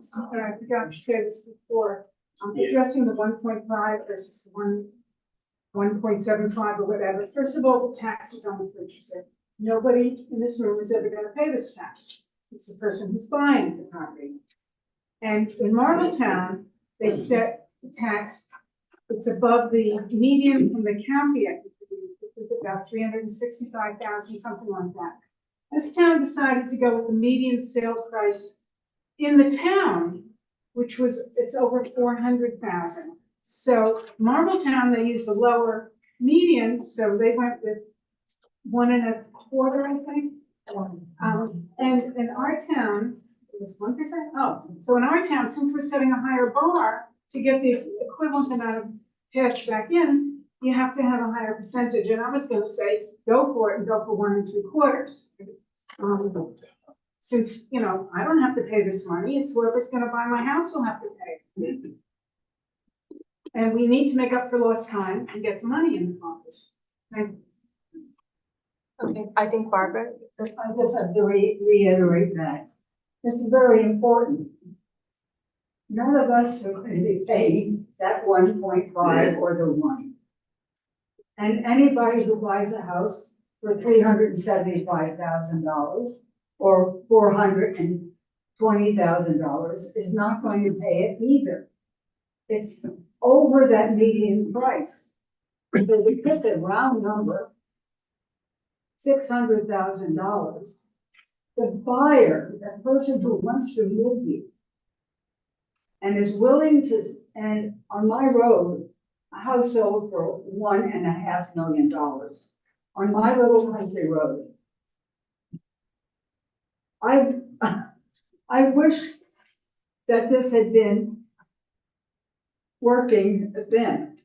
The town would have, in that fund, would have had 1.5% above $400,000 out of that $1,500,000. The buyer, now, if somebody can afford $1,500,000, they can afford it an extra 10 grand to pay this tax that's going to protect that person's view shed or enable them to go to a country stand and buy fresh vegetables that have been grown right there. So none of us are going to be paying that tax. I mean, we're not supposed to be even having this discussion, but I just had to jump in because I felt like people didn't understand. Our taxes are not going to go up because of this. Thank you for the extra time. Okay, Ed. Yeah, well, in that case, Charlotte, I already, hold on, Ed, and then I'll, we've got a lot of people with their hands up. It actually states the contribution to the fund may revenues of the town from whatever source and shall include the 1.5 transfer tax. So they can already pull the money from other places. Okay. Hi, I'm Carly Piccoli. I am the Government Relations Manager for Scenic Hudson, and I've been sitting here absorbing everything, taking copious notes, and I wanted to just offer myself as an informational resource to the board and to any resident who wants to reach out to me. I've worked on the past 4 community preservation funds that have passed in the past couple of years. So I'm pretty familiar with how this process works. I've done it before. And I just wanted to talk about this from my perspective as a government relations manager for Scenic Hudson. So at the state level, a large part of my job is to advocate for environmental funding. for various projects. And I see every year the immense need for funding for land conservation due to various reasons, development pressure being one of them. And the reason I think Community Preservation Fund is such a great mechanism is because it's local money coming from people buying into the community that they want to live in, going to local projects without having to go through a state process, which I'm sure many of us know can be very long, drawn out, convoluted, and losing valuable time that could be used to preserve land in the face of development pressure. So I think it's a great mechanism. I'm glad that you're considering it. And I just want to emphasize the choice that you're making. Many communities, most communities in New York State, let alone the Hudson Valley, do not have this opportunity to make this choice. They're not authorized to even start thinking about the Community Preservation Fund laws that you're considering. So I applaud you for going down this road and taking advantage of the opportunity that has been afforded to you. Okay, there were some other hands up in the back. Yes. Just as not a homeowner, I would have to pay this 1.5%, so you're incorrect with that statement. Sorry. So it'd be nice to think about everyone else, not just the people that currently live here. I've only been here 2 years, but I chose to move to this area because it's rural. I don't care if people have a farm. I don't know. And I just don't really see the need right now. Because there's not massive subdevelopments like happening out everywhere. Okay, Rick? I know that you don't see massive subdivision. And you can't have massive subdivisions here because most of the zoning is high enough that you don't get those massive subdivisions. But there are other projects that are coming to stress what we have here. There's a project that's coming that a parcel that had been sold, subdivided into 7 very expensive homes. The remaining property of a couple hundred acres is going to be proposed to be developed into a year-round camp. Not just summer camp, but a year-round camp. That's fine.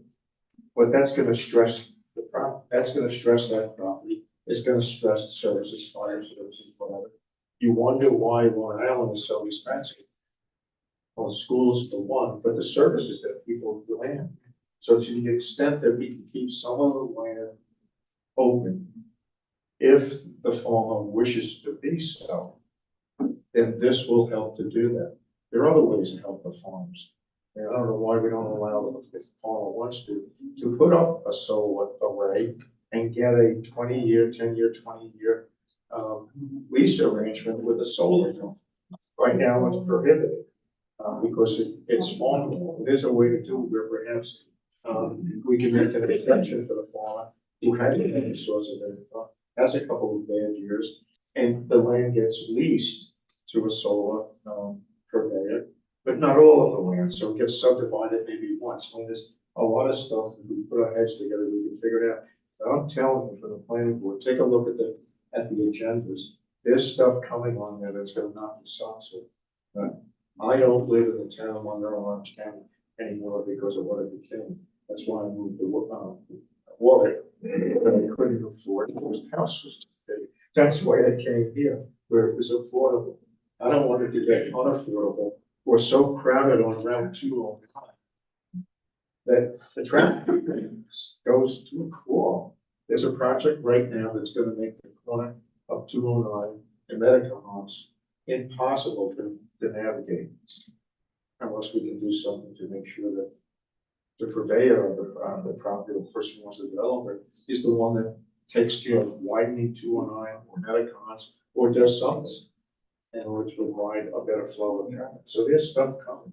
I know you don't see it, but I don't get why we're voting on stuff that might be happening. it might be coming. I think planning for the future is really good for what might be coming.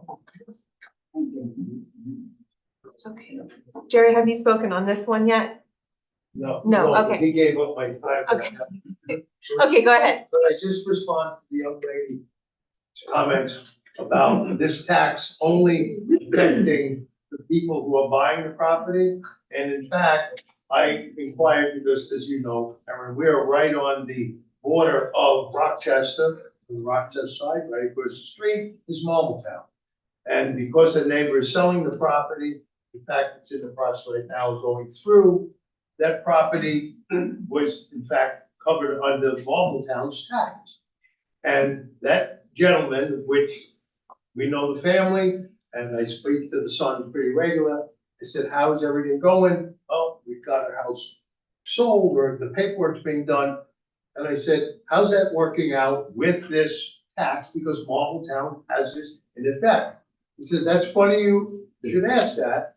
And I'll tell you what happened with us. My dad had to negotiate that price because it was brought up by the purchaser. And in fact, they ended up splitting from the purchaser and the buyer that particular sale of that house. So I'm simply saying, the tax is a tax, and once it exists, people are gonna look at it and go, what am I getting out of this? Because I'm already gonna be paying so much in taxes. And that became a negotiating item for that person to in fact sell that property. That was directly from the seller to me. Thank you. Okay, so this local law I imposing the real estate transfer tax, is there any, Joy?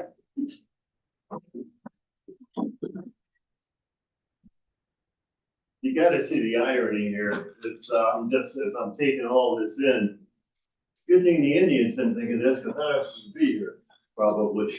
But, it almost feels like I'm transported back, and it's a meeting between the loyalists and the patriots, because never did I imagine that people would say, tax man. How this is funded, all I would ask is I shouldn't say everything, there's few absolutes, but most things that we do at the local level, government, how is it funded? It's funded through the landowner.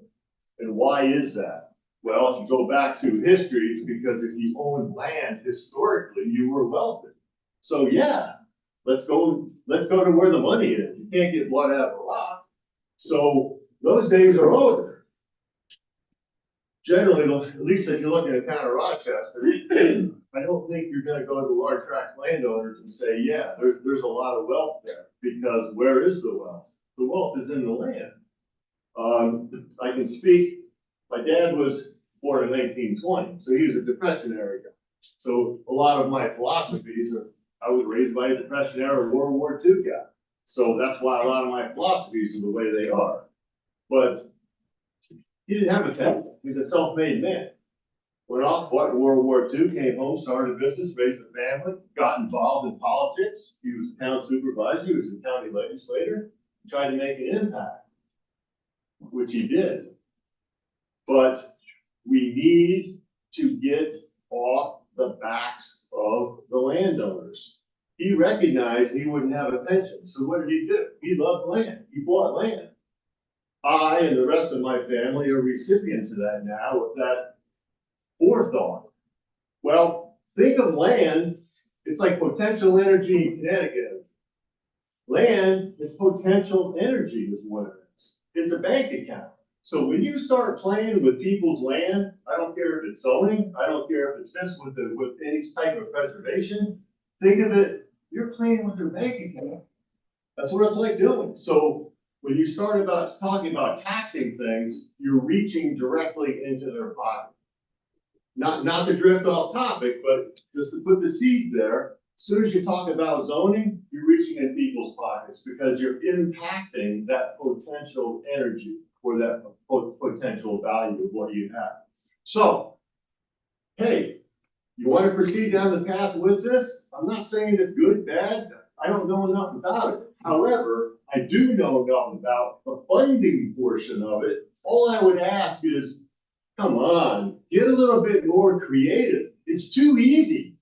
What do we want? Oh, we want streetlights. How do we get those streetlights? Put it on the tax bill. It's easy. We want fire. Put it on the tax bill. So who's paying for it? The landowner pays for nearly everything.